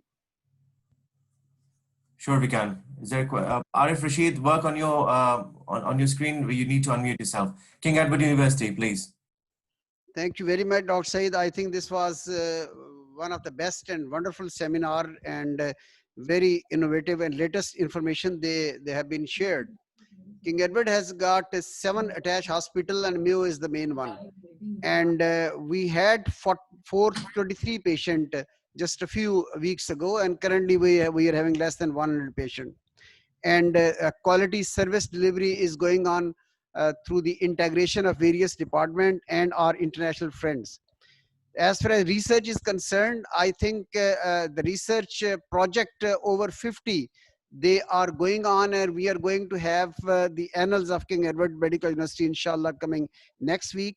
Our telemedicine department is already very effective and it's working. It's tele-OPD, tele-psychiatry and corona help desk. Similarly, the training courses and webinar, they are going on. And particularly, I'm inspired from this session, and my friend from the specialty of virology was discussing about the pathophysiology of this disease. And I was just thinking on that every challenge brings some opportunity. And I have decided now to establish a full-fledged department of virology, and we need to develop this specialty in Pakistan. We are having, I think, less than a dozen of specialists in Pakistan. Inshallah, we will introduce this postgraduate program in King Edward Medical University, and soon we will establish a separate department of virology. And similarly, we had the challenge of dengue in the past. Currently, we're having the challenge of corona, and inshallah, King Edward Medical University will establish the Institute of Infectious Disease in our new campus, Murid Ke Narowal Road, so that in future, if people come with such a challenge, the university should be in a position to provide the human resource in these specialty. With this few remarks and comments, I will hand over mic to my 2 main specialists sitting here in this hall, the Dean and the Chairperson of Medicine, Professor Bilkis, and Dean of Public Health, Professor Saira Afzal, for short comments.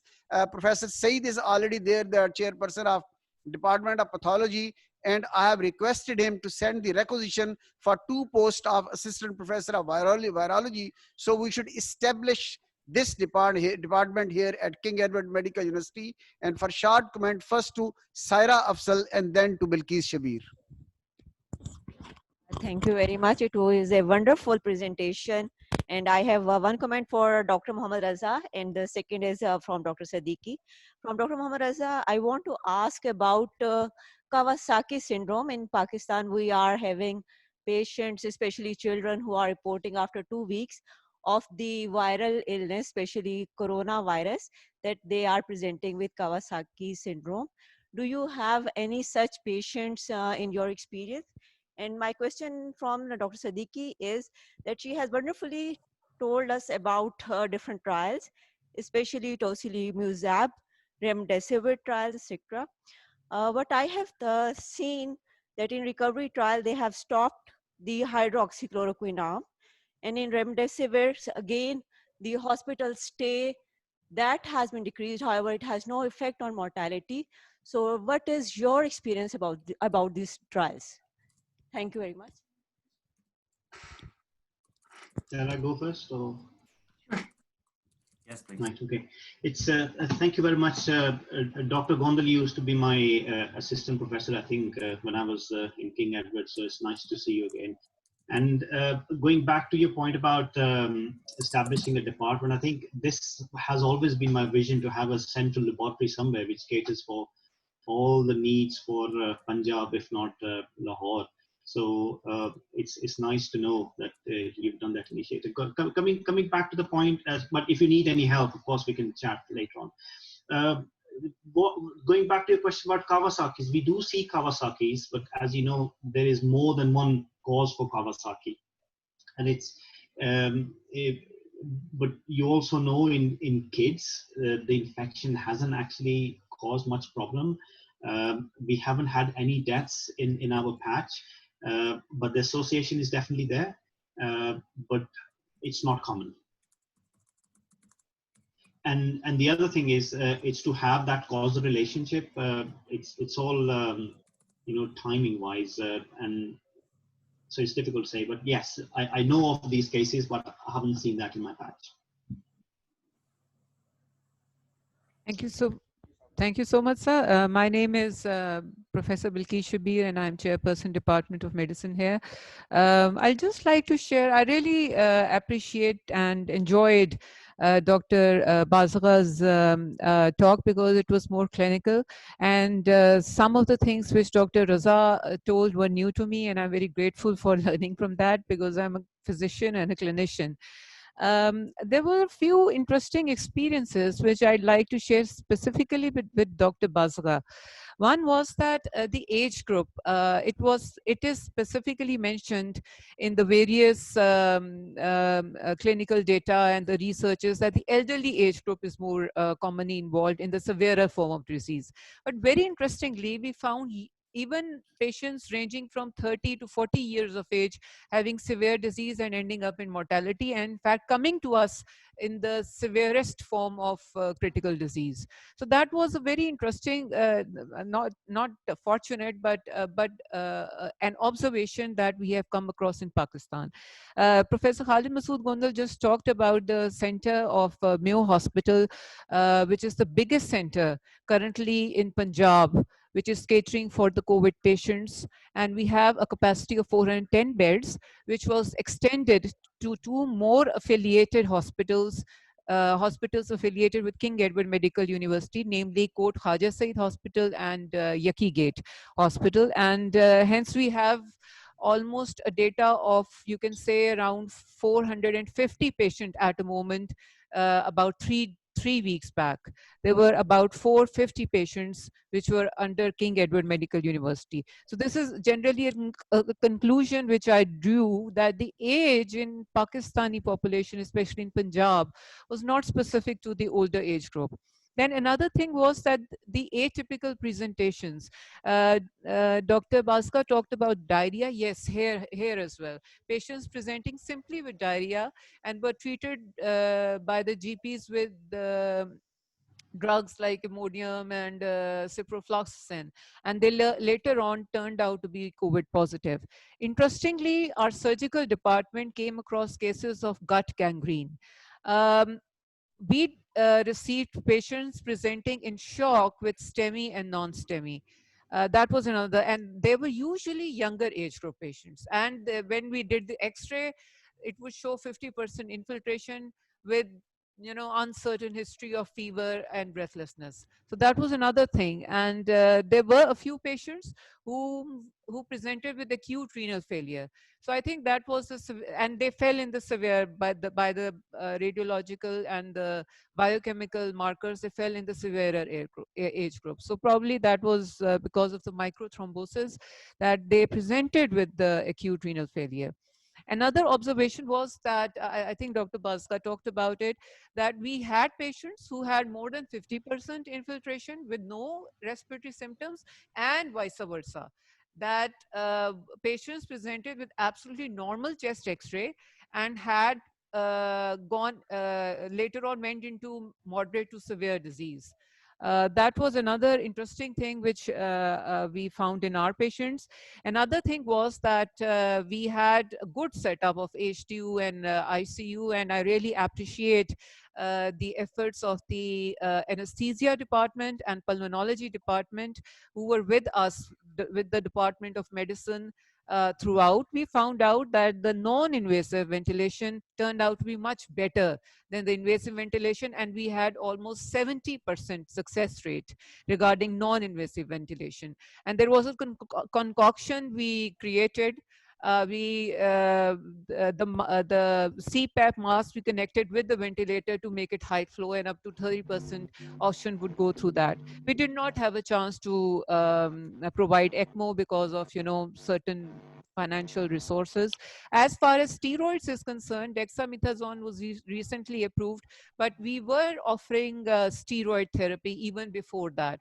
Not exactly in form of dexamethasone, but whatever was available, like hydrocortisone and methylprednisolone. And we found absolutely wonderful results in patients who were oxygen dependent. So that was another observation. Thank you. As for plasma, Could I kindly intervene here? There's lots of questions piling up here. Can we have questions from the... So, all right, so there's just one or two questions I'll come across. What is the experience of ivermectin, Doctor? This is for Dr. Baska, regarding ivermectin, the role of ivermectin in the mild to moderate form of this disease. Number two, is there any role of fibrinolytic therapy in the moderate, because we are using anticoagulants? Is there any role of fibrinolytic therapy? And what are your experiences regarding reinfection? Thank you so much. All of those are very wonderful questions. So regarding ivermectin, we came across that study, the paper in form of failure, like several months ago. We have not used it. And the reason behind was that it's kind of hard to use that kind of dose to get like the therapeutic levels in the blood. So we have not used even in a single patient here. So I have no experience with that. And second question, I think I forgot what the second question was. Fibrinolysis? Yeah, that we have not either. Maybe like some of our pulmonary colleagues will know it better, but anticoagulation, we have been using it based on the D-dimers. If they're like at higher than certain levels, they are on full therapeutic anticoagulation. Lower levels, they're using prophylactic. And back to your question too, you were asking about the recovery trial, about the Plaquenil being pulled off.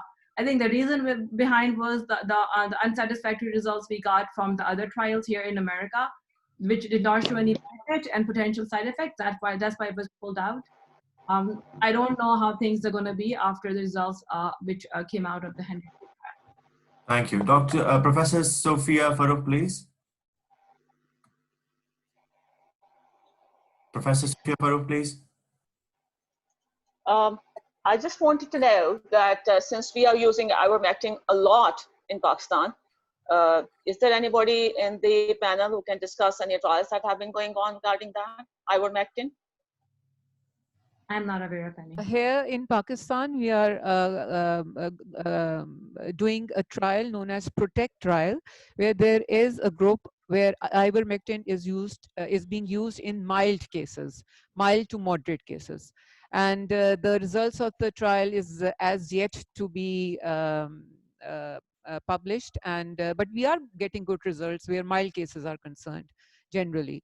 So we are using. Madam, since you have answered the question, I would also like to know: is Mayo Hospital using remdesivir? Yes, we were provided by the Punjab government remdesivir only last week, and in fact we have used it on 2 patients.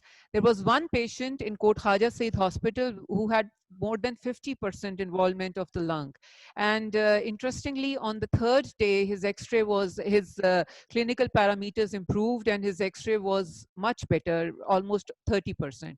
So if I had a chance, I would have shared the radiological views of that patient. So this was only last week that we were provided by the injections, and we are going to do a trial on this as well in the coming weeks. But you do know that remdesivir has been used in Pakistan for quite a lot now, and the initial indication for remdesivir is when the oxygen level goes down to 94%. Beyond that, not in a severe case when the patient is already in ICU. Thank you very much for your time. The infiltrations were that much, but the clinical parameters were within the moderate. So he was on, I think, 90% on 5 liters. And the D-dimers, the ferritin, CRP levels were not that much elevated. Another drug we are using is tocilizumab. It's again investigational, and we are using it.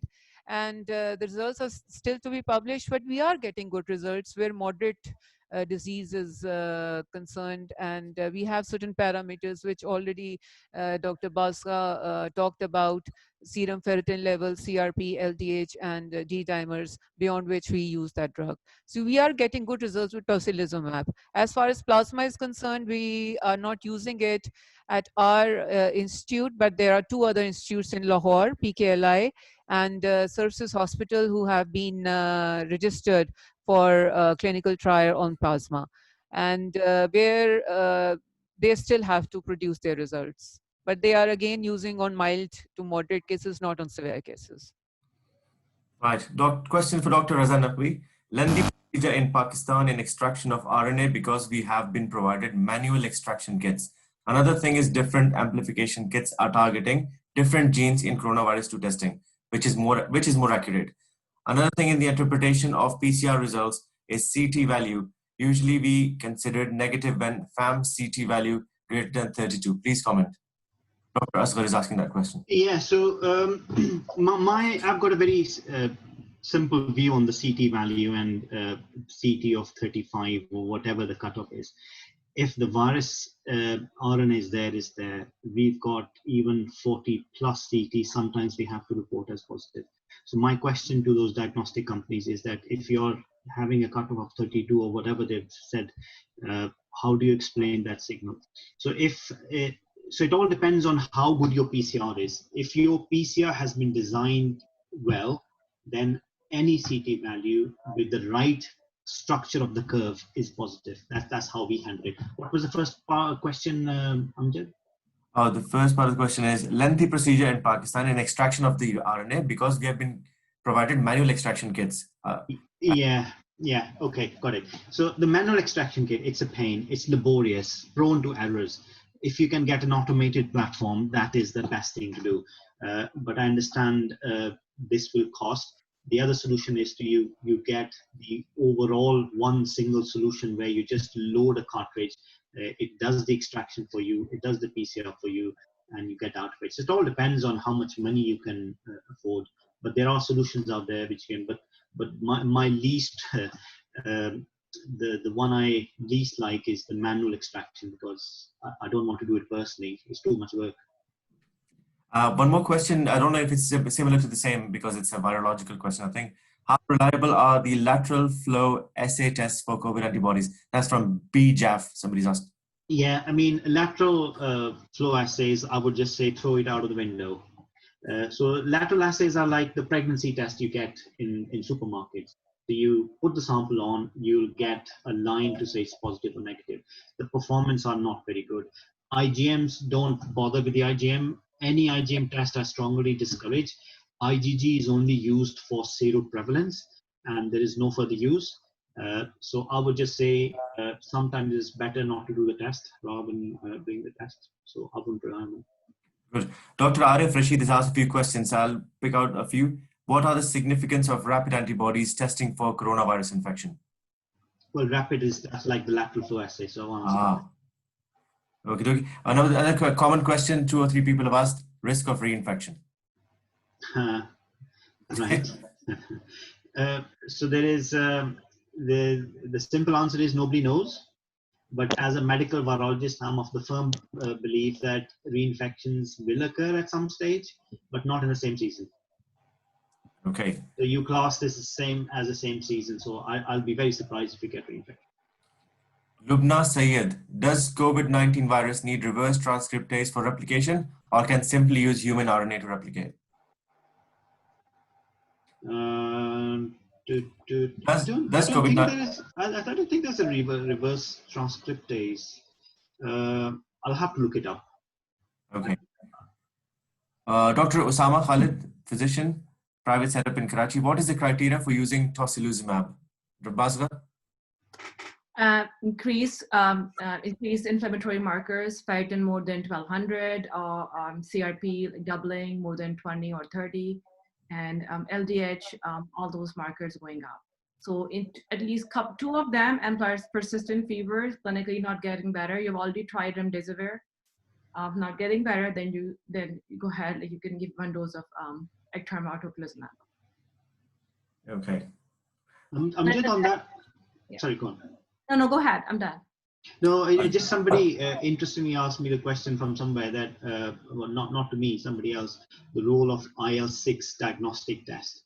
And people are just talking about those hi-fi tests even. I mean, we don't have in the UK, we've got money to spend. So sometimes people just go for things which are not necessarily required. So you just have to be cautious of that.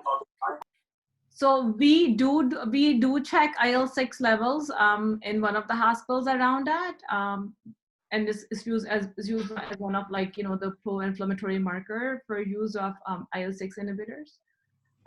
But if we don't have it, you can use the other markers, like fever and clinical markers to. So it's not. I'm thinking from a resource poor setting that it's something which you can do without.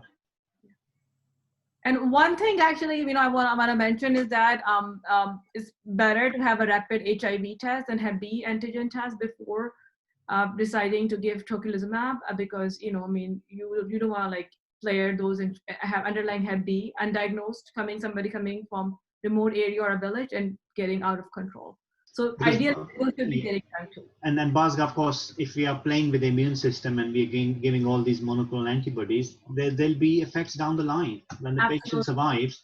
Absolutely, yeah, absolutely. There'll be effects down the line when the patient survives. Sorry, one person at a time. I'm Dr. Fatma.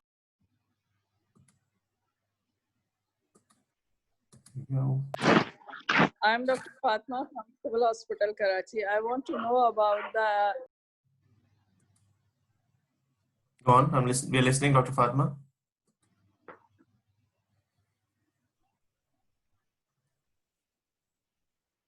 Yes, Dr. Fatma. Hello.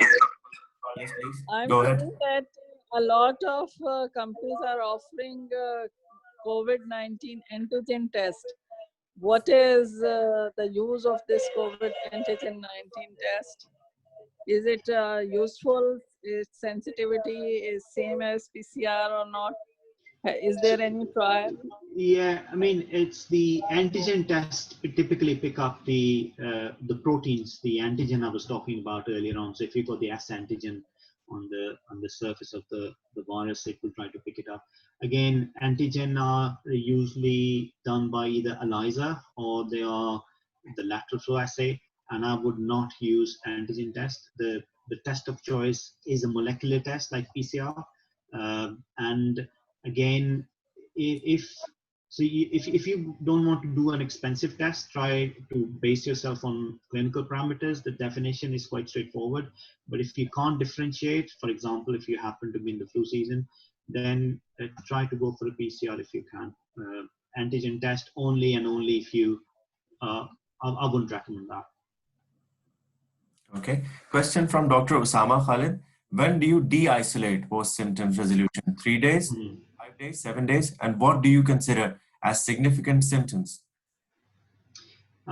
Important point. Shall I? Yes, please. Okay. So de-isolation is quite controversial, and people, again, I'll go back to the initial part of the pandemic and when the virus was discovered, that people were on the cautious side. They did not want to take any risks. They wanted to be safe. So that's where the 14 days comes from. And also in the initial days, what we were using was PCR to make sure the patients were negative before we de-isolated. The de-isolation for positive is for the duration. So it depends on what setting you're talking about. Some hospitals, or in the UK at least, we use 14 days. If they become symptomatic after 14 days, we bring them out. But for a normal, healthy individual, what we say is that once your symptoms have settled down, and you have to make sure the fever has gone away for at least 24 hours, then you can bring them out. Do not do any PCR in healthy, immunocompetent, non-hospitalized patients. May I ask a question from King Edward Medical University? Yes, please. In initial studies, Dr. Raza talked about ACE2 inhibitors and being the site where the virus attaches itself to the cells. Few of the initial studies, they documented that the patients who are on ACE inhibitors and ARBs are more prone to get this infection. And then later on, there were few studies which said that no, they are in fact protected against them. We ourselves conducted a study at our institute over 150 patients who were presenting with varying degrees of severity of COVID, and we found out that there was no difference whether they were taking and they were and not taking. So, what is your experience regarding the use of ARBs and ACE inhibitors in COVID? Basga, I'll let you answer that. Sure. So to tell you the truth, we haven't really looked at it. Myself, I haven't really looked at it yet. There are some subpopulation which in obese people, and it could be young. There could be upregulation of ACE inhibitors receptors, which might lead to severe disease. In the patients coming in, I really haven't looked at it. However, we are putting in all the data.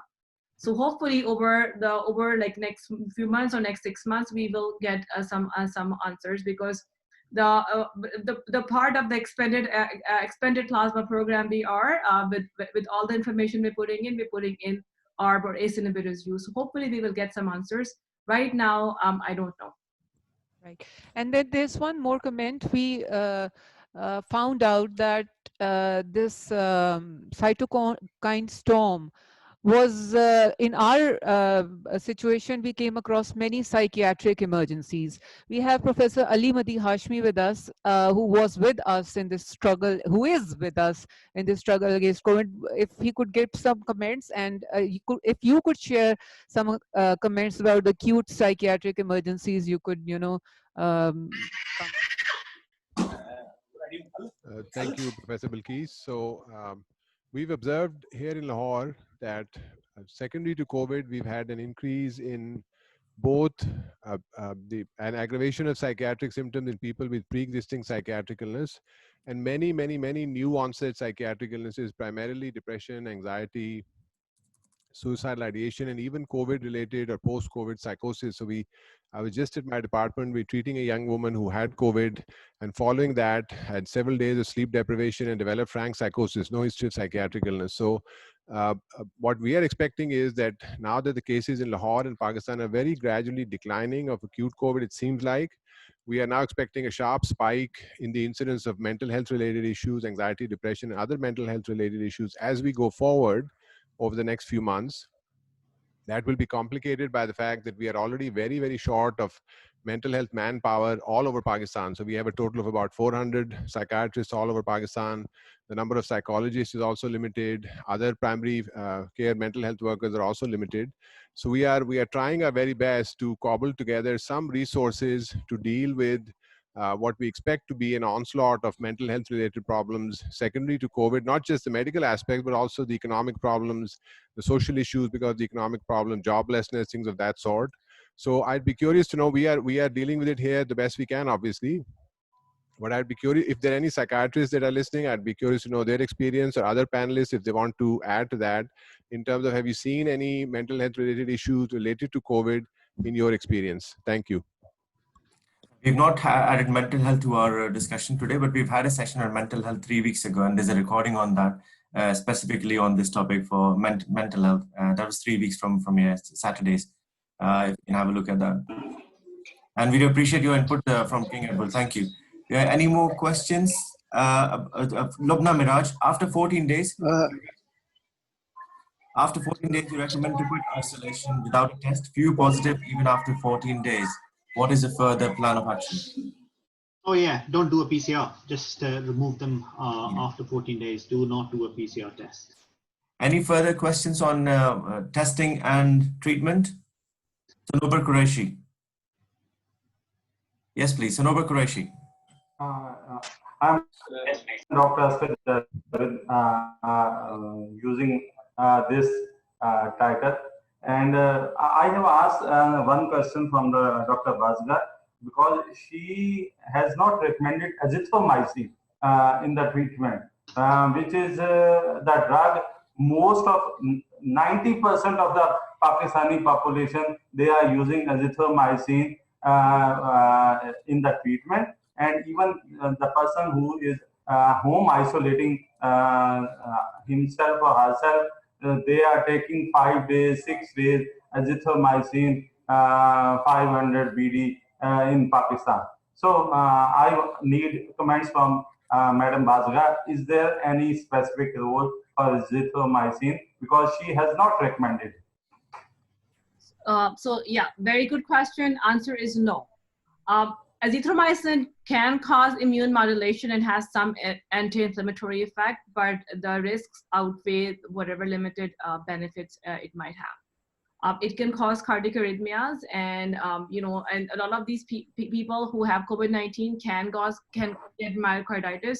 So any drug which might potentially cause cardiac arrhythmia, is put them at higher risk. So I would suggest no.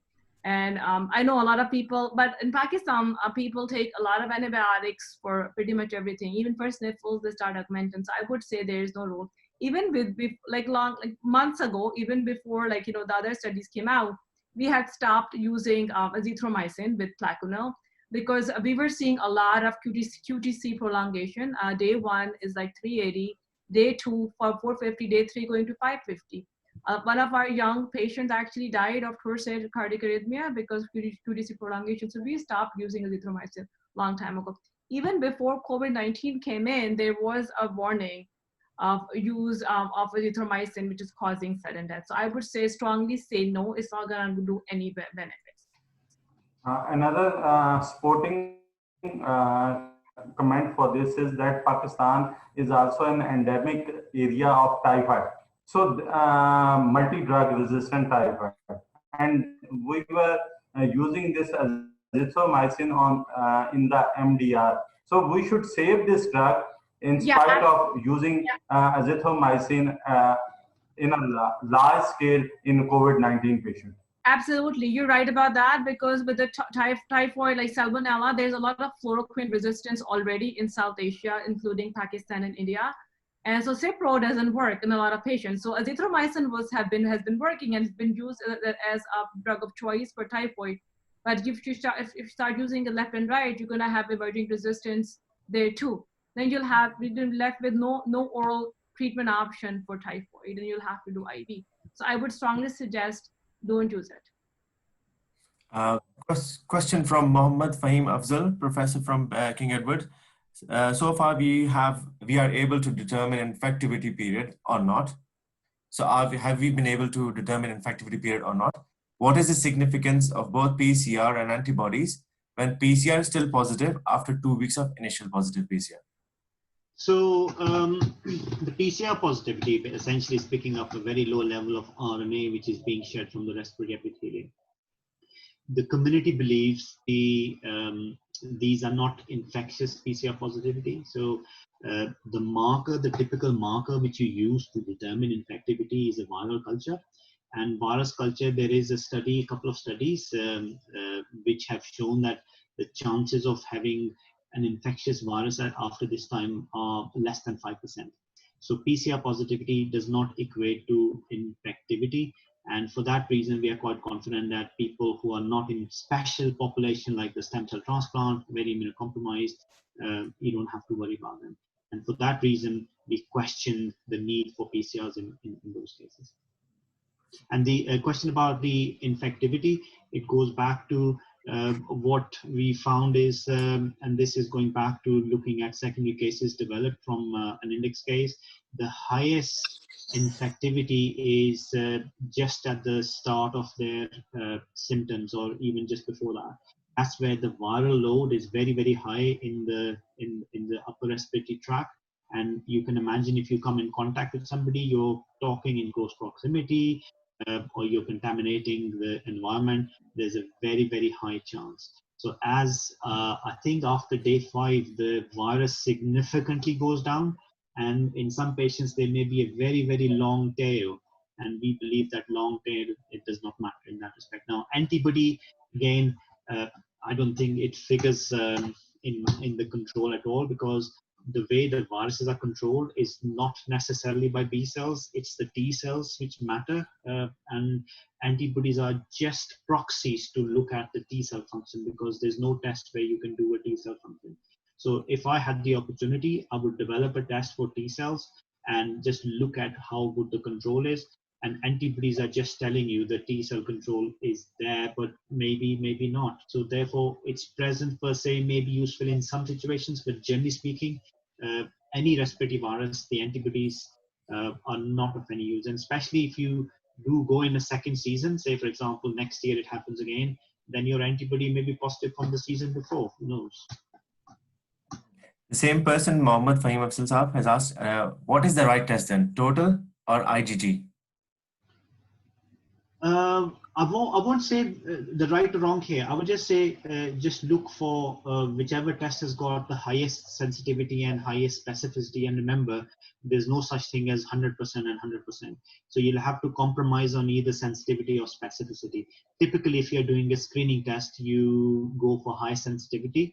But if you've got a confirmatory test, you go for high specificity. Okay. Dr. Rizwana Kichliu is asked, what about quantitative PCR for COVID? Does it have any implication regarding disease severity or management? Quantitative PCR, I mean, CT value in a way is a semi-quantification, and we haven't seen any association in that respect. So all of them, all patients are expected to have a very high viral load. So a low viral load probably may have, I don't know, nobody's looked at that, but I don't think it will be important enough. Okay. I will, first of all, I'd like to thank everybody for their questions. We'll welcome more questions on our Facebook page. Sorry, Dr. Asghar. Dr. Asghar. Dr. Asghar, do you want to tell us about yourself? Nishtar Medical University. I'm Associate Professor Microbiologist from the Nishtar Medical University. Sir, one thing, what is the pooled testing for the diagnosis of this COVID testing? Pooled, P-O-O-L-E-D, because many labs or many communities say that we can do the, add the 4 to 5 samples and we can do the pooled testing. Is it right or wrong? And second thing is that in government sector, we have been supplied the throat swabs, and the private labs usually use nasopharyngeal swabs. So the positivity rate in nasopharyngeal swab is higher than in the throat swab. So false negative result usually occur in government labs also. So please comment. So pooled is all up to you whether you want to do a pool testing or not, because pooling is all to do with the economies. So say if you were to pool 5 samples and then it became positive, then you have to go back and test all 5 individually. In blood banks, they typically do this. So you sort of pool 20, 30, 40, 50 units, and you just see if they're positive. It all depends on the prevalence. So if the prevalence is low, then it makes sense to pull them up. But if the prevalence is high enough, then the chances of you going back and retesting those 5 samples are quite high. So it's all a matter of economy. It's all a matter of how much money you've got and how much money you want to save. From a technical point of view, there's absolutely not a problem in following that approach. It's just you have to be aware of the downstream effects. Regarding the throat swab and the nasal swab and the likes of it, let's divide this into 2 different aspects. One is what we are talking about is that the virus lives in the upper respiratory tract. That's how it starts. It's shed in significant amounts in the first 5 to 7, in the first 5 days, I would say. The viral presence starts even before the onset of symptoms. So if you were to take a sample from the upper respiratory tract, you will get very strong positivity. So how do we sample the virus? Because it's present in the back of the throat and the part of the nose, you can sample any part of it. So whether you use a nasal swab or you use a throat swab, it's a matter of how you approach it. Wherever there is higher amount of that respiratory shed epithelium, and our experience shows there's not much difference. One may be slightly better than the other. The other, so what I would say is that it doesn't really matter, just use one of them. What we do in our hospital is we take a throat swab first and use the same swab to take a nasal sample. So it's the one single swab, but it's actually a nose and a throat swab. So that's one you could do. The other question which people ask is the type of swab, you know, the actual physical swab, which one do you use? And as long as you've got a reasonable, it has to be sterile, that's the first thing. But as long as it's of a reasonable quality, it does not matter. Is that okay? Has he answered your question? Thank you. Before we go, I'd like to thank everybody, especially question from King Edward Medical College. आपने सवाल किया था psychiatry के point of view से. मैं एक primary care physician हूँ. Yes, depression की इंसिडेंस बहुत बढ़ गई है, जॉबलेसनेस भी बढ़ी हुई है. जो जॉब कर रहे हैं वो एंग्जाइटी की वजह से सिक नोट्स हमसे ले रहे हैं, काम पे जाना नहीं चाह रहे हैं. उनको लग रहा है कि मुझे यहाँ से लग जाएगा, हमारी फैमिली को लग जाएगा. ठीक ठाक कोहराम मचा हुआ है. क्राइसिस सिचुएशन इंग्लैंड में भी है. और मुझे इस चीज का डेटा नहीं है मेरे पास कि पर्सनालिटी डिसऑर्डर्स वगैरह और कॉम्प्लिकेटेड साइकाट्रिक कंडीशंस के क्या आउटकम्स हैं इस वक्त, और सुसाइडल टेंडेंसी कितनी बढ़ी हुई है, जो ऑलरेडी प्रीवियस रेट्स था उससे किस तरह मैच कर सकते हैं, इसके मेरे पास जवाब नहीं है. लेकिन overall yes, it is a crisis situation. यहाँ पे भी बिजनेसेस डाउन है, यहाँ पर भी लोगों के पास काम नहीं है और लोगों को इजीली रिडंडेंट किया जा रहा है. तो yes, we are looking at a psychiatric crisis situation in England as well. So east और वेस्ट दोनों कंपेयर की जा सकती हैं, although it's slightly better here, I presume, because as far as I've heard from my colleagues in Pakistan, there is no recompensation or there is no work and we can't help you. इस तरह employers deal कर रहे हैं. यहाँ पर at least benefits के system है जो लोगों को protect करता है. So that's a very good and relevant question. Don't take us wrong. We're not trying to negate anything. We're just running out of time. And we really appreciate everybody's effort. You're a fantastic team, everybody. Great get together and great list of questions. Please आप हमारे Facebook page को like करें और हमारी recording available है. इस पर आप क्वेश्चंस जितने डालें वहाँ पे हम कोशिश करेंगे हम डॉक्टर रजा नकवी को जाने ना दें, बासरा को जाने ना दें, और उनसे सवालों के जवाब लेके आपको मुहैया करते रहेंगे. I hope this session was useful to you. Thank you for joining today और जज़ाकल्लाह. अस्सलाम वालेकुम रहमतुल्लाह.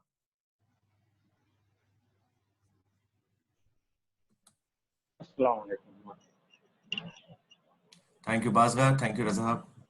Thank you. It was very, very, very nice and very informative. Thank you. Thank you so much. Have a good day. Okay, thank you. Assalamu alaikum.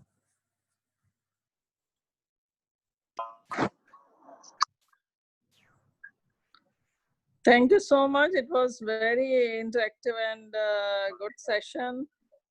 Excellently presented. Thanks a lot for giving me a chance to join this meeting. Very welcome. It's a privilege to have you as well, Dr. Fatma.